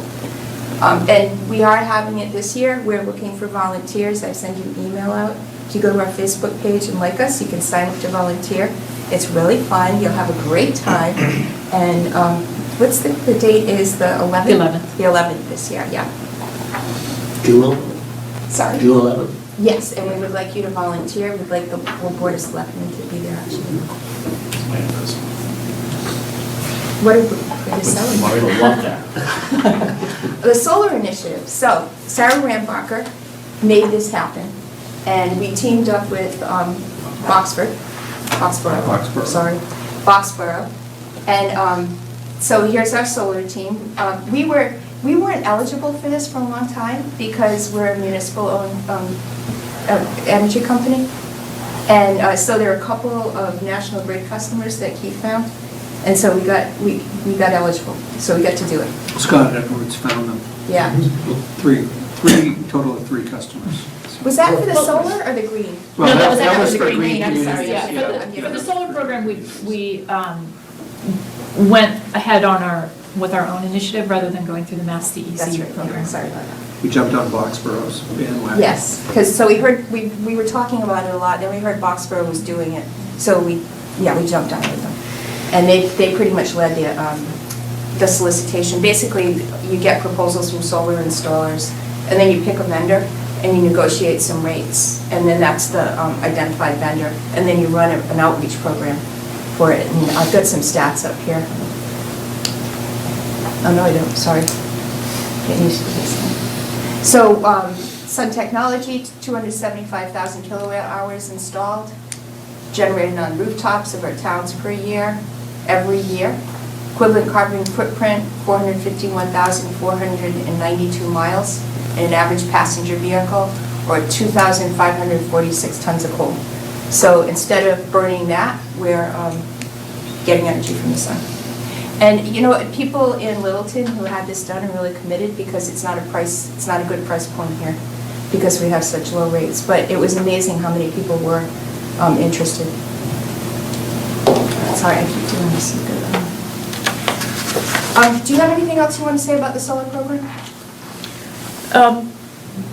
No, not really. I mean, like you said, it wasn't necessarily a financial decision for a lot of people, but they were really committed to doing what's right for the environment.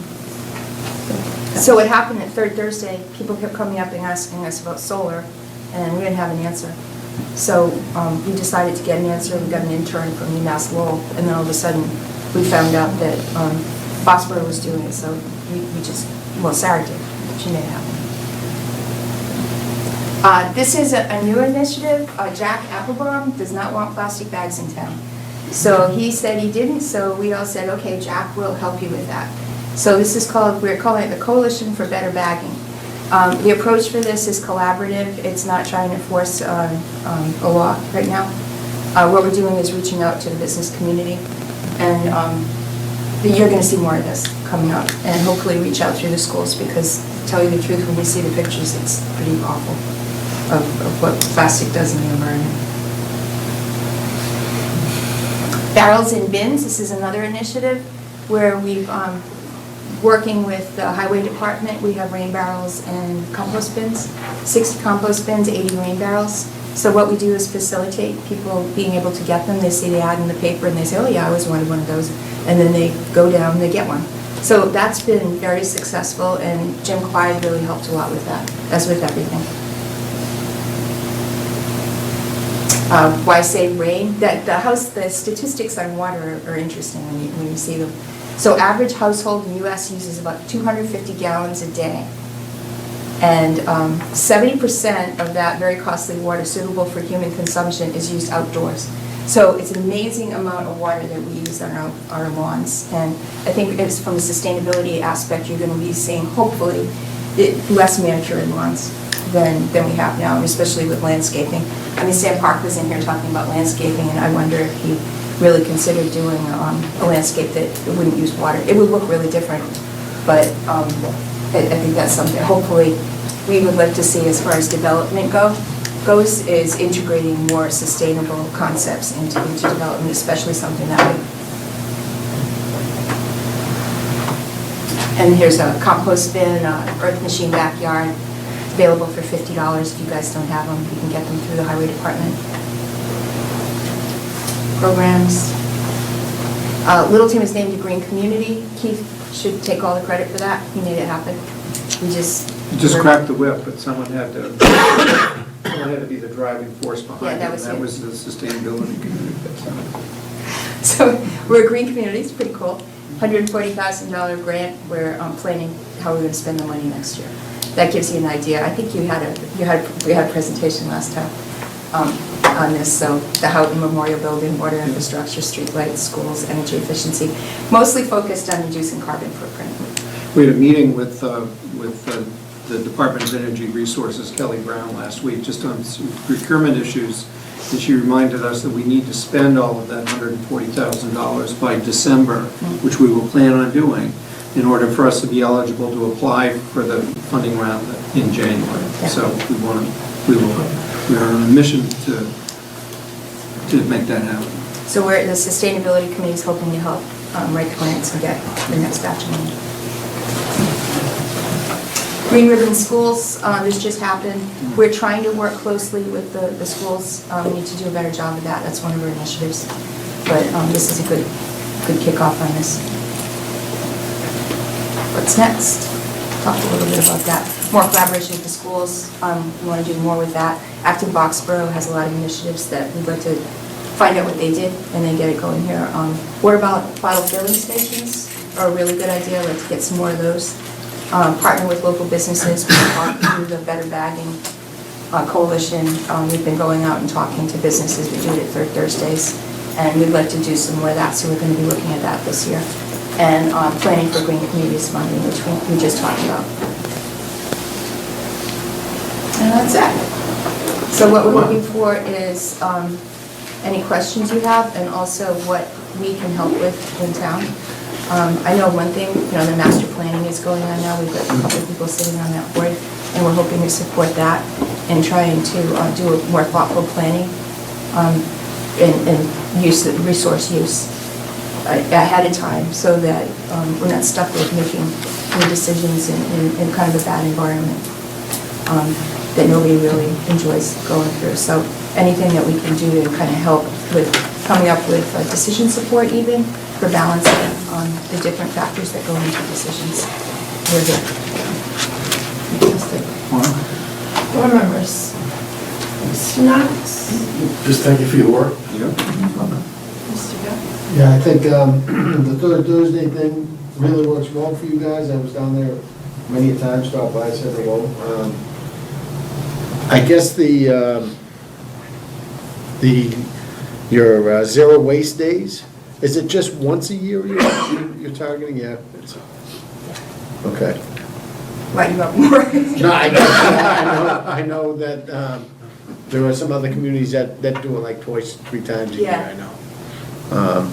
But there is there's a company in Lowell, actually it's a non-profit that does mattresses. We have mattresses this year. Okay, so We got them, right? I was gonna say, If you go onto the Facebook page, it's got very explicit information on what they accept and what they don't, because as we learned the first year, we don't want to say no to people. Sure. Because it's not fun. So, all right, so I was gonna suggest, I would have forwarded that information, but if you got mattresses on there, great. Yeah, so hopefully we'll see you down there. Sure.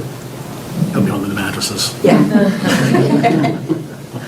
We actually could use some, we'd like the football team.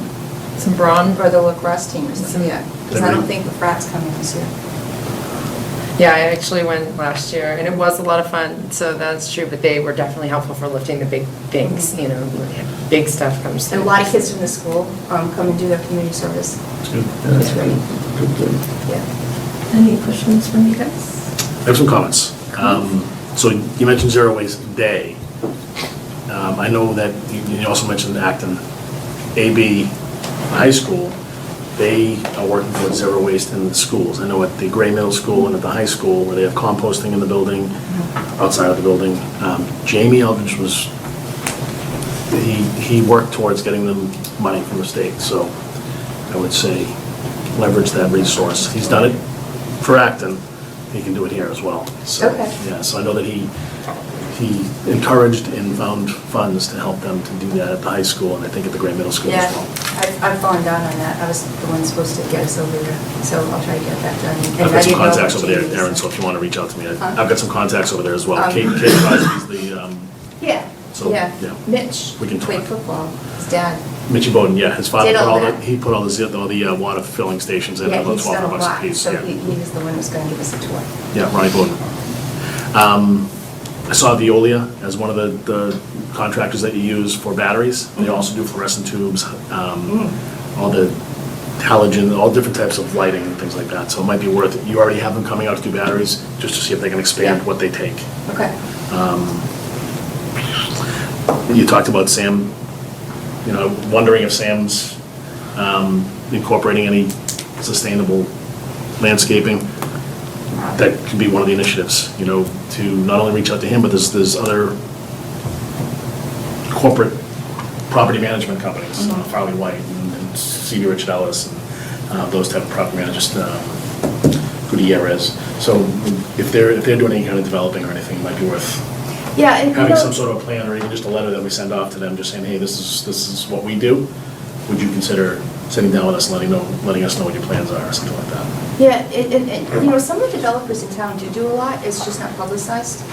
So there's no communication of what they're doing. But I know that the developers, a lot of them really care about it. And they're doing a lot, not to say, maybe we could help them do more.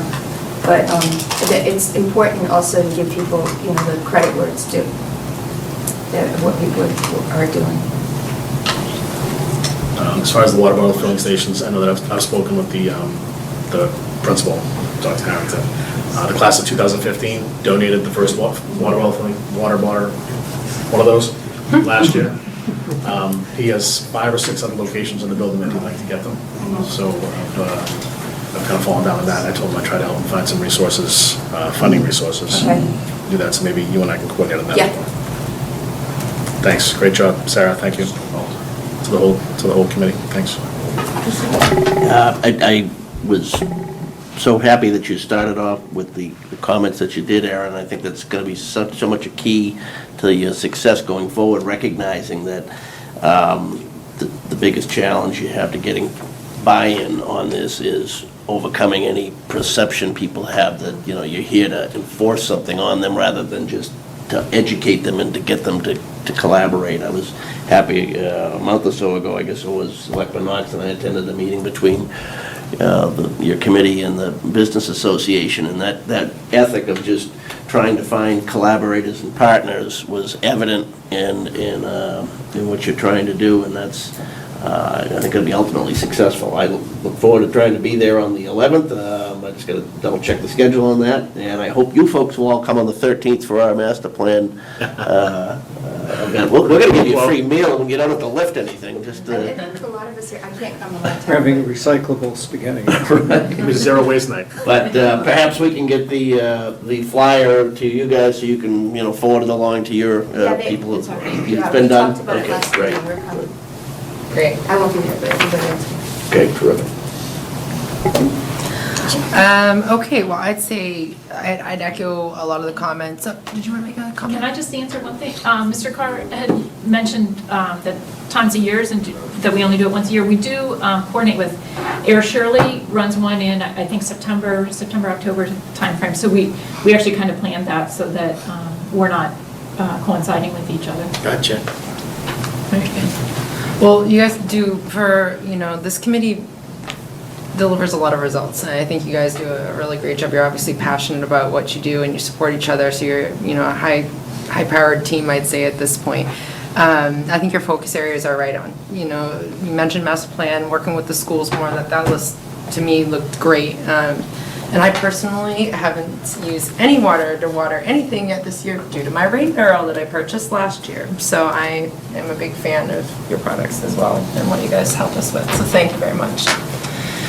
All right, I think that is good. Good. Thank you very much. Thank you, Sarah. Thank you. Thanks so much. Great presentation. We are running late. I apologize for that. We will go back to our public hearing now on the license to use land for fuel storage. So, without Jim being here, Chief Vincent, This is an amendment to the license that, for the fuel tanks, the fuel storage facility at Highway. And we need an amended license because we've put in a new facility. This is the $500,000 fuel facility replacement. And Jim Clyde is, if he were news reported, they'd say he's on assignment. He's away for two days on at a training, but the fire chief is who the highway department's been working with on this license. So defer to anything the chief wants to say. I believe this is just a simple technicality as far as, reissuing the land license for the new facility. Last time we had to go through this process when we needed to change the address on the license, because it just said Air Road without specifying what number, so. And you got a contractor finally, Bonnie. Wow, fantastic. Third time's a charm. Yeah, time's a challenge. TMC from Morrison? I think so. And what role is the contractor? Is it just a building facility, that's all? Okay. Well, I mean, I just didn't know if there was a maintenance function that went along with it. Pardon me for asking a We good on question. this one? We'll I get think you we're later. good. Yeah, I'm sure you will. That's good. I think we're good. I'll make a motion to close the public hearing. Second. Salute. Now. Now we're ready for the next motion? I don't have any further discussion. Any further discussion? No. All right, I move that the Board of Selectmen vote pursuant to Mass General Law, Chapter 148, subsection 13, to amend the license issued by the town of Littleton for the use of land for explosive and inflammable materials from underground to above-ground storage of 8,000 gallons of flammable liquids and 8,000 gallons of combustible liquids at the new municipal-owned fuel facility located at 39 Air Road, Littleton, Mass., and identified on Assessors Map U43, Parcel 2. So moved and seconded, all those in favor say aye. Aye. So amended. Up next, number 7, request to auction 15 Narcissus Road. Mr. Field is here to talk to Would you like us me to come up? tonight. Absolutely. All right. Welcome back. Thank you. Okay, so tonight's more of a discussion Yeah. topic. Just to fill you in where we are. We have a lot that we're purchasing on Oak Road from Mr. Paul Healy. And behind it, he has requested, which were approved at the town meeting, the 2 small lot that are contiguous, the abutters notification. He's put the paperwork in to purchase those as well. Flanking that on the right and left are 2 larger lots that one went up for auction on Narcissus, which is next door to Evelyn. And Mr. Venuti and I have been talking and working. She did not have the money to purchase the lot to add on to her septic and to do the wall. And I've said, I will purchase the lot, I will give you a fill easement, or I will give you what you need for your septic system. I would also like to buy the other one, and I got the letter, thank you, Mr. Bergman, from town council. I really didn't understand all the jibber jabber with going to a town meeting. I think it can all be accomplished by, if you buy it in one name, it all becomes lumped together, therefore cannot be subdivided. In 1978, 78 was any lot that are contiguous under 1 acre becomes 1 lot? Yeah. Isn't that the right time? No more checkerboard. Yeah. So what we want to do, we already have a 2-bedroom. We will have a 3-bedroom by him buying those 2 other lots already. And by purchasing the other ones, we can fulfill giving Evelyn what she needs and not building any more homes. So my only question is, the abutter lot program, that the 2 purchases that were approved at town meeting, that program is not to enhance the existing property, so. Not true. No, that's true. No, it is not. You can put a garage on them, you can put a septic system, you can enlarge your home. You can't have a single-family home on that lot. You're allowed to have a garage, you're allowed to expand your septic system, and you're allowed to put an addition on it.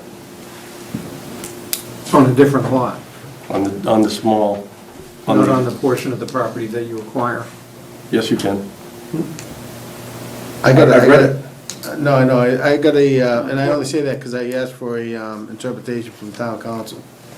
So, Which is what's in the opinion. Well, they're there for the septic systems.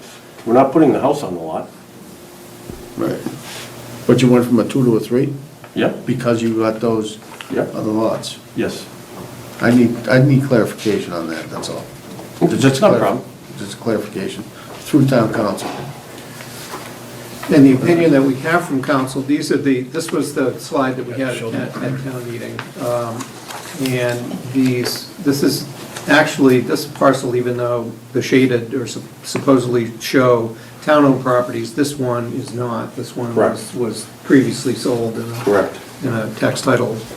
So you're talking about that So it's small these- lot? So it's these four together that we're talking about, of which these two, Lot 113 and 114, were authorized by the May town meeting to be auctioned through the tax title abutter lot sales program. And 124 is the one that you have? I have 123 and 124. So he would have bought both 115 and 111. Correct, I want to buy all Which are the four. two, so the request is for the board to authorize that lots 111 and 115 be auctioned, not in the tax title butter program, because they don't qualify, they're too big, and we don't have a town meeting vote authorizing them. Council's opinion is that all you can do if you authorize the auction of tax title property is auction it with no restrictions, because this statute doesn't allow you to restrict it. The question I asked, though, of council was, if the proposed buyer is willing to offer the restriction, can we accept it? And town council's answer is you can only accept it with a town meeting vote. So that's the opinion that we have. I understand that, but So- again, if you look at the Littleton zoning regulations, any lot that's contiguous held in the same ownership cannot be subdivided. Well, I'd be happy to get a separate, further legal opinion on that, but up until now, town council has been of the opinion that language does not apply to tax title properties. So That's Littleton zoning. I'm just saying, I'm not prepared to argue about it. I'm not arguing, I'm Yeah, just I mean, saying I don't- my understanding of it. And I have different understanding, and I would rely on town council to, And Matt, my only concern about this whole thing is more houses. Right. We're bumping more, closer and closer to that 10%. As a board member, as a town resident, I will, I don't support selling any town land to add more houses to our stock because of the 10% for 40B. But we're not selling land to I get add. that, I get that. That's my concern, I I want you have to no know problem with that. that concern. And that's why we need clarification on those two, 111 and 115. So, I mean, it's an interesting question, that if we can, in our opinion, we can put, in council's opinion, we can put a restriction on the two smaller lots to say they shall not be developed. If then the question is, can that somehow, through zoning interpretation, just, by osmosis apply to the other lots, that would be nice. I don't understand that. It doesn't sound. What you were it's talking just about, the said. continuous That's what you just said. Yeah. So that's not the opinion we have from town council. Be glad to, get further clarification. If at the end of the day, the idea is to make them available for, personally, I'm all for getting it off of, let's start collecting taxes on it. Again, my concern is adding more housing to our stock. So, And if we can. I understand that. If we can accomplish that through osmosis of what Keith was just saying of, you get the abutter program that restricts it, and, through the purchase, now that it's all one fluid and one owner and continuous property, and those restrictions go, let's go for it. what I'm unclear about, just thinking about it now, is that we'll have to take a look at the statutes under which that we're offering it for auction, because it's not a one-person deal. I mean, it's like, you put it out there, we either accept the highest bid or we reject all the bids. So we can't, it's only the abutter lots that we are allowed to limit to abutters, that the other lots, Auction is just that, anyone it's can an do them, auction. and one of them is buildable. We're Actually, assessing, two of them are buildable. we're assessing it at $130,000, so we're assessing this lot, 115, for $130,000. So I presume we think you can put a That's house not big enough to build, though. The 111 is big enough to build. Yeah. You can't physically, under Title V and Littleton regulations, you can't physically fit a house and a septic on 115. Matt, you own, what, 123 and 24? Yes. And the tax title of 113 and 114? No, 111 and 115. No, 114 and 113 are the small lot abutters program that Mr. Healy has the paperwork. Right. Yeah, and in fact, he's the only abutter. Correct, he's the So- only abutter. He's the only abutter, and under our program, only abutters have standing to bid, so there will be only one bidder. Correct. For those two lots, for these 113 and 114. So I've gone to several meetings with the neighbors up there when we were getting our septic permits. And they were concerned that with doing this, that we were gonna be plopping houses up there, which I told them, that is not our intention. We want one house, that's all we want. And it was originally for my daughter, who now, with all the bickering, has gone and found another house out of the neighborhood. And I've told them that I would like to buy those, but I couldn't until we got 114 and 113 wrapped up. And our intention is to only have one house there. And it's not only by helping out Evelyn, it truly helps us out as well. By our septic design, we have a wall that's on the line between 123 and 114, wrapping around 114 next to 126. By the small lot abutters, we're eliminating a large portion of that wall. It saves us money. It allows us to buy. It's actually a trade-off. By 111, we will remove another section of wall. And Mr. Venuti has asked me to do what we're doing, because it's a wash with the cost of the lot. So, I mean, I think, again, for me only, it's a matter of whether or not we can legally do it. Right. At this point. I mean, who's the neighbor you're trying to help? Which lot is that? She's the woman who works at Donaldson's, Evelyn Dolan. Which lot? Which lot? She is 108 and 110. Okay, 108, 110. Don't I have that right? Is that right? Yeah. Yeah, those are the two that are alongside 111. And she doesn't have the ability to do the septic per her engineer. This is her, right there. That house.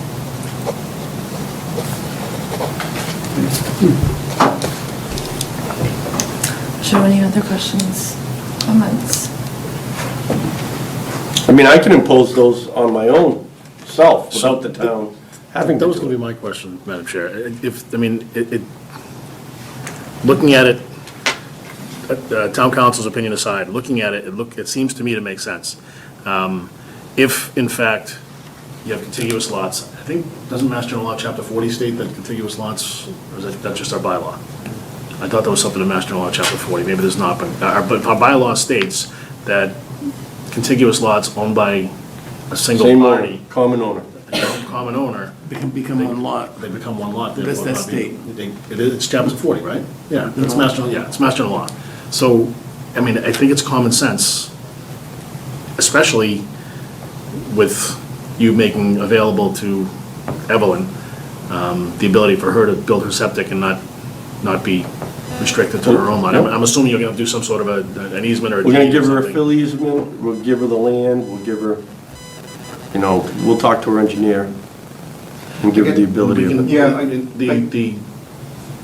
Mr. Field could put deed restrictions on it if, I don't think we need deed restrictions because if the state law and our bylaw says that contiguous lots cannot be owned by the single party, cannot be. But it's a tax title, Subject. I think that's where. well, I think what the That's our- issue that's is, our well, the policy, opinion right? we have from town council is we can't place restrictions. We can't accept. Correct. We can't. I can. We cannot accept it.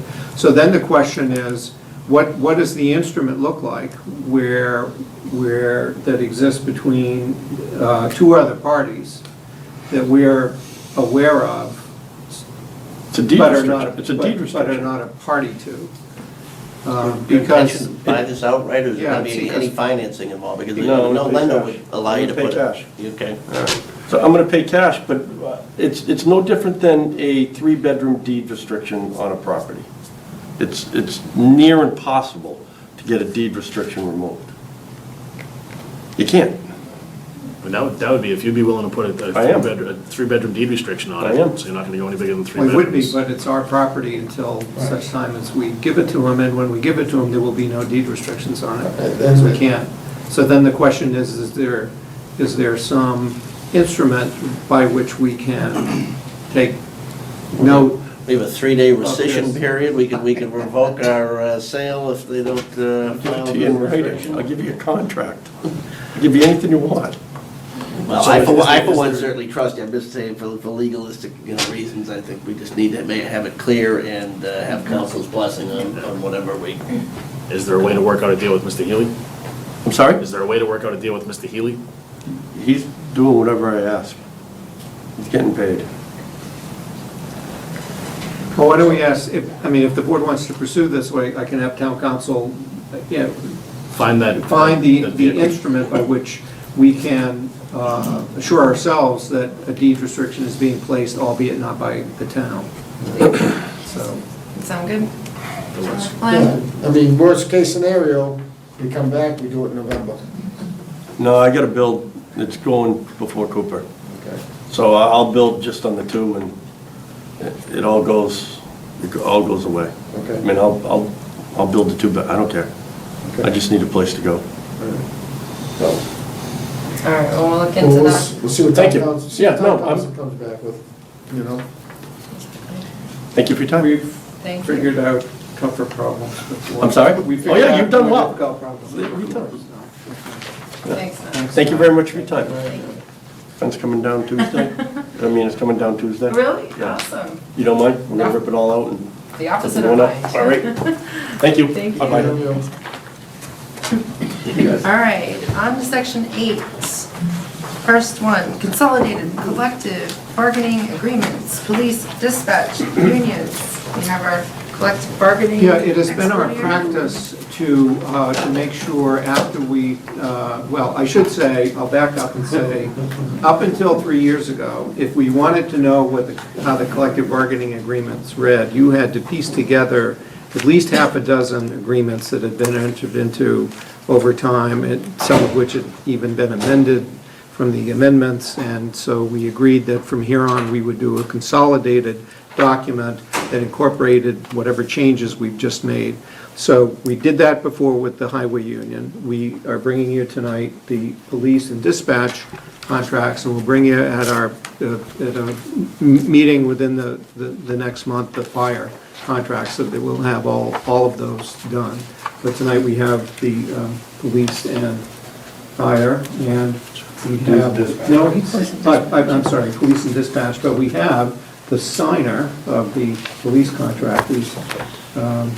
We also have, now you're still on Park and Rec, right? So we have a question. During the break. Just to follow up on Keith's, being involved in this in the, 3 contracts now, I believe I was involved with. It was such a mess and confusing for both the town side and the union side, because there were so many letters of agreement and modifications, and, this was done in June, that was done in August, oh boy, which one came first, the chicken or the egg, and it was crazy. So to finally get a codified document that the union says it's good, the town says it's good, is a huge step for collective bargaining in this town, so it's really good. Nice work to the team. What I want to hear is, the police union all set with it? All set, sir. Yeah. You read every page? Say it again? Every page read? Every page. Nice. Committed to memory? Glad to hear you guys are Nice. happy. Any- Chief? Yeah. And and the dispatch union has already actually signed their copies that are here tonight. They've all been reviewed. We did have to do some changes, some addendum changes up front, because we found the pages were way off numbered. But we got to those in plenty of time, so everyone's reviewed them, gets rid of all the addendums, it gets things in the body of the contract, so when the change made, there's no addendum, it's gonna get changed in the body of the contract, so. Sick leave policies in there, the pay scales are all in there. The only addendum is still the one in the PD, but that's just functionality. It's just the pay scales, so. It's nice to look in one place. Board members, any questions? No, comments? A lot of people on the Great work. Look for a motion. Move that the Board of Selectmen vote to execute a consolidated collective bargaining agreement, CBA, with the Massachusetts Coalition of Police, Local 204, which contains all the provisions of the 2012 through 2015 CBA as modified by the 2015-2018 Memorandum of Agreement, MOA, ratified on September 14, 2015, and approved by the November 2nd, 2015 special town meeting. Been moved and seconded, all those in favor say aye. Aye. Congratulations, we're Item on through that roll. one. Dispatch. Yes, actually, let's go to the dispatch. Already in. Any other similar comments, I assume? Everyone's all good? Yep, they've already signed it. Their signatures are there. Good point. Okay. Move that the Board of Selectmen vote to execute a consolidated collective bargaining agreement, CBA, with the Massachusetts Coalition of Police, Local 204A, which contains the provisions of the 2012-2015 CBA modified by the 2015-2018 Memorandum of Agreement, MOA, ratified on April 27, 2015, and approved by the May 4th, 2015 special town meeting. Second. It's moved and seconded, all those in favor say aye. Aye. Fantastic. All right. So we will need to sign the, we have to sign right here. Need Mike's signature? Yep, I think so. Jen, are you ready for it? All right, okay, your John Hancock or your Mike Corey? Very good. All right. Use crayon, Mike. That's all I got. 7B. 7B? 8B. Kind of a fun one. The surplus federal all-terrain vehicle from fire chief or ATVs. What stroke of luck have we here?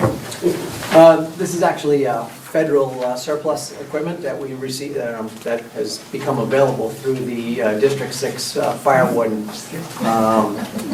Similar to the military vehicle, the military vehicle that we just recently acquired will be looking to replace our engine 3. After 1 year, we get to keep that. That's ours to do whatever. This federal surplus equipment now is it's federal equipment. We can take it, we can use it. We'll be able to maintain it with our existing maintenance account at no additional cost. And actually, within a couple months, they have offered a few additional ones are going to become available that are a little bit better. Going to be there. This one is currently a Gator, a gas-operated Gator. The one that is coming up in a couple months is actually a four-wheel drive diesel Gator, a little heavier duty with a roof on it, enclosed cab type. And we just trade. We'll give them this one back and they will give us that one. When we are done with the use of it in 5-10 years, we give it back. Federal equipment, they'll always, it'll always goes back to them. So if something happens and we want another one, we just trade it in for a better one. It's kind of it's a no-brainer. We'll be able to, like I said, we'll be able to maintain it with our existing funds. Once that other machine comes in a couple of months, we'll paint it and outfit it to assist us doing brush fires out in the woods, possibly put a med bed on it, so that when people are It's injured kind of out. like a golf cart, actually. Yeah, a little bigger glorified golf cart. We'll be able to use it out on the trails, the power lines for people that are injured, help taking them off the trails out of the woods instead of having to carry somebody that far. Does this travel, if I can, madam? Of course, yeah. Does this travel on a trailer, or does this go directly to the scene? It'll most likely be on a trailer. I guess ultimately it depends on where it is in town. It'll do about 40 miles an hour. So depending on the second machine that's coming, actually, I believe, is roadworthy and will be able to be registered. So that, if it's, as long as it's in town, yeah, we could just respond, and drive it.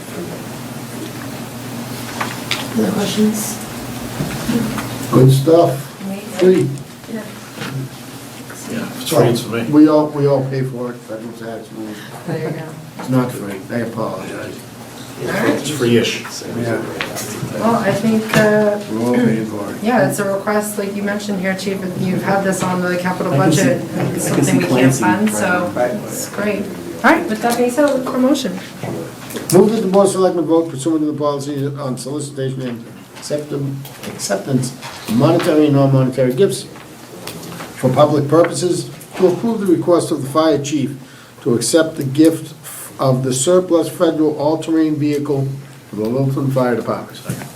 It's been moved and seconded, all those in favor say aye. Aye.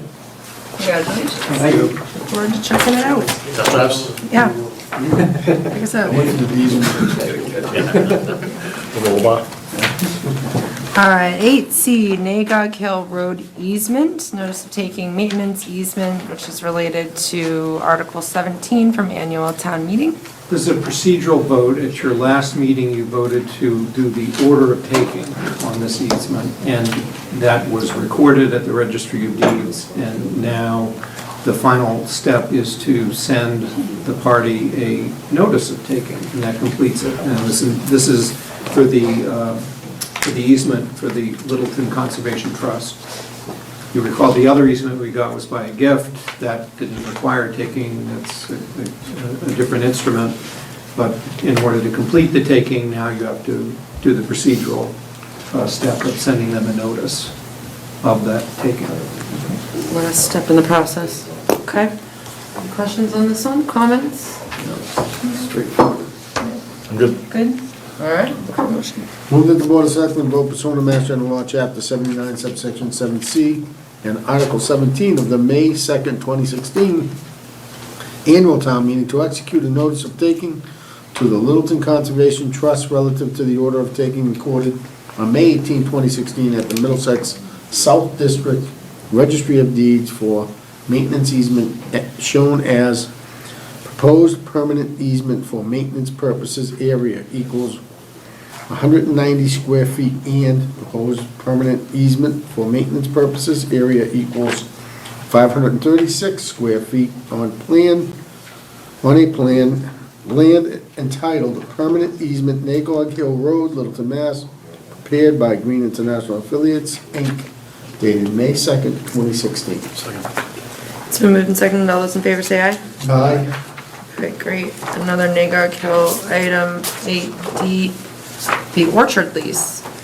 Yeah, It's about that time. we had a recommendation some months ago, and in checking the records, we've never actually voted to extend the existing lease, which is about to expire on July 1st. And the intent had been to continue that lease, not until next July, but rather until this winter, by which time we hope to have our RFP out and to be able to award a long-term lease. So the target date that we had discussed back when was a date of January 15th, 2017. That was the memory that Bonnie and I had of it, so that's the date that we're proposing that this be extended to. That's exactly what it was. Just because I'm involved with the RFP process, and we've met a couple times, we just haven't brought it forward. I've had a discussion with Bonnie, and just gonna get it going. We will get it done before January 15, 2017.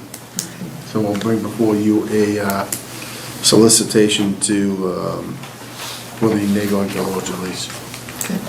Is it not, so it's not prudent to kick it out to June 30th of 17? Well, growing periods is why the January was picked.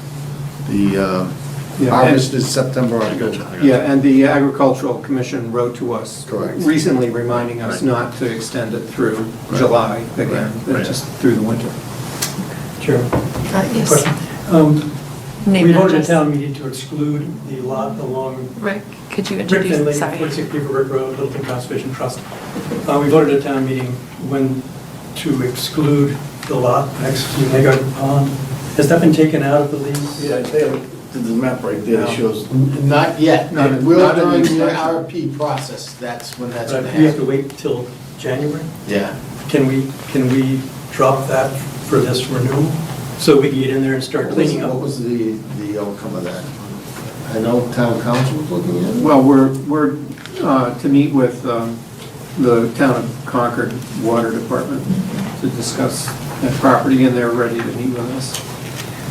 Okay, so I guess that was a whole lot. Well, can we, before we sign the extension, can we drop that piece? I think the town has the right to do whatever they want with the property anyways, right? I mean, If you want, if the board, No, it's on the lease. the current lease has that property, and if you want to take it out, then you negotiate. will probably want to have a discussion with the lessee. We did. I don't think he has any issue with it. So, So what are our options? Wait and rejigger the language? well, I think. The form of this extension agreement does not exclude that lot. If you want to exclude that lot, then we could redraft that document. I would suggest that we not take any action on this tonight and meet with the property owner in the meantime. With the property owner. I mean, the lessee, you have to have the property owner meet with the lessee. We can do that. Okay. Thank you. I was gonna approach him anyway about getting in there and cleaning up, even if he still hasn't. Still haven't, yeah. But I would just assume that the town could, put people in there. Sure. So what's the board pleasure? If you have a high level of confidence that we're okay with excluding that section, we can. Well, the only question is Concord Yeah. Water, the restrictions with Concord, I don't know how. Yeah, well, the issue with Concord is what are you going to do with it? And if the answer for now is that we're simply taking it out of the lease, then that still gives us time to have the discussion with Concord about what are we going to do with it. Do you think procedurally, Keith, we could vote exclusive of that property contingent on a positive conversation with the lessee, his agreement? Yeah, I think that would be the right. So we would want an amended motion. For tonight, even just amend it? We're going to vote tonight. All right. Yeah, to take a vote tonight to Extend it. on the same conditions, on the same terms and conditions,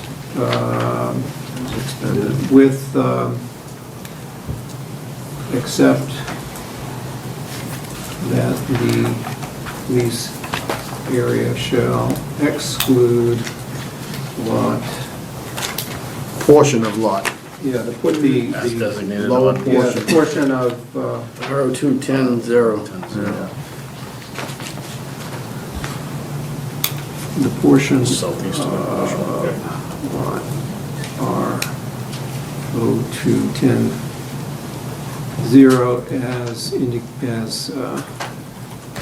as specified by Article 8 of the November 2, 2015 special town meeting, subject to Concurrence of the lessee. concurrence of the lessee. And if we don't have concurrence, we'll be back with another vote. Okay, Thank you very done. much. Thank you. So moved. Yeah, really. All right, so let me just fill the first half in. What you just said. Move that the Board of Selectmen vote to execute the further extension from July 1, 2015 to January 15, 2017 of the June 22nd, 2000 lease agreement with Nagog Fruiteries, Inc. for Morrison Nagog Hill Orchard property on the same terms and condition as the lease as inserted by With amendments. with amendments through the board's discussion. Second. As extended. It's been moved and seconded. All those in favor say aye. Aye. Very good. Very good. Thank you. Thank you. All right, last item before minutes approval, and that is management employee contract amendments.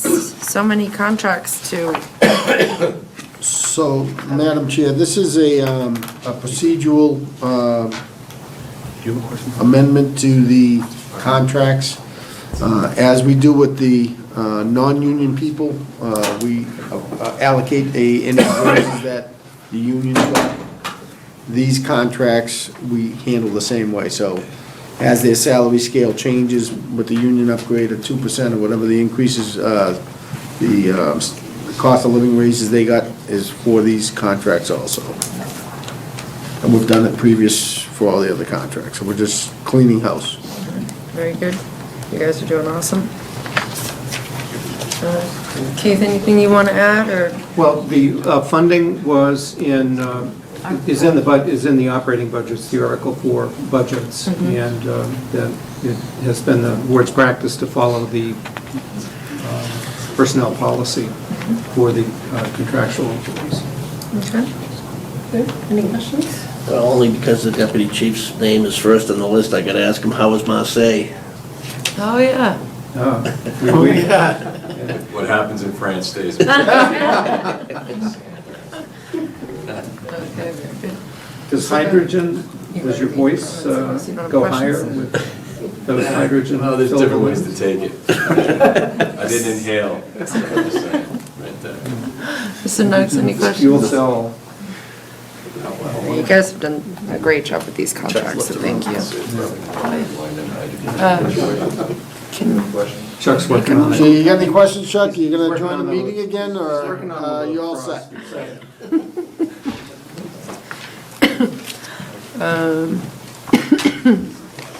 Okay, do you have any questions, Chuck, on the contracts? Okay.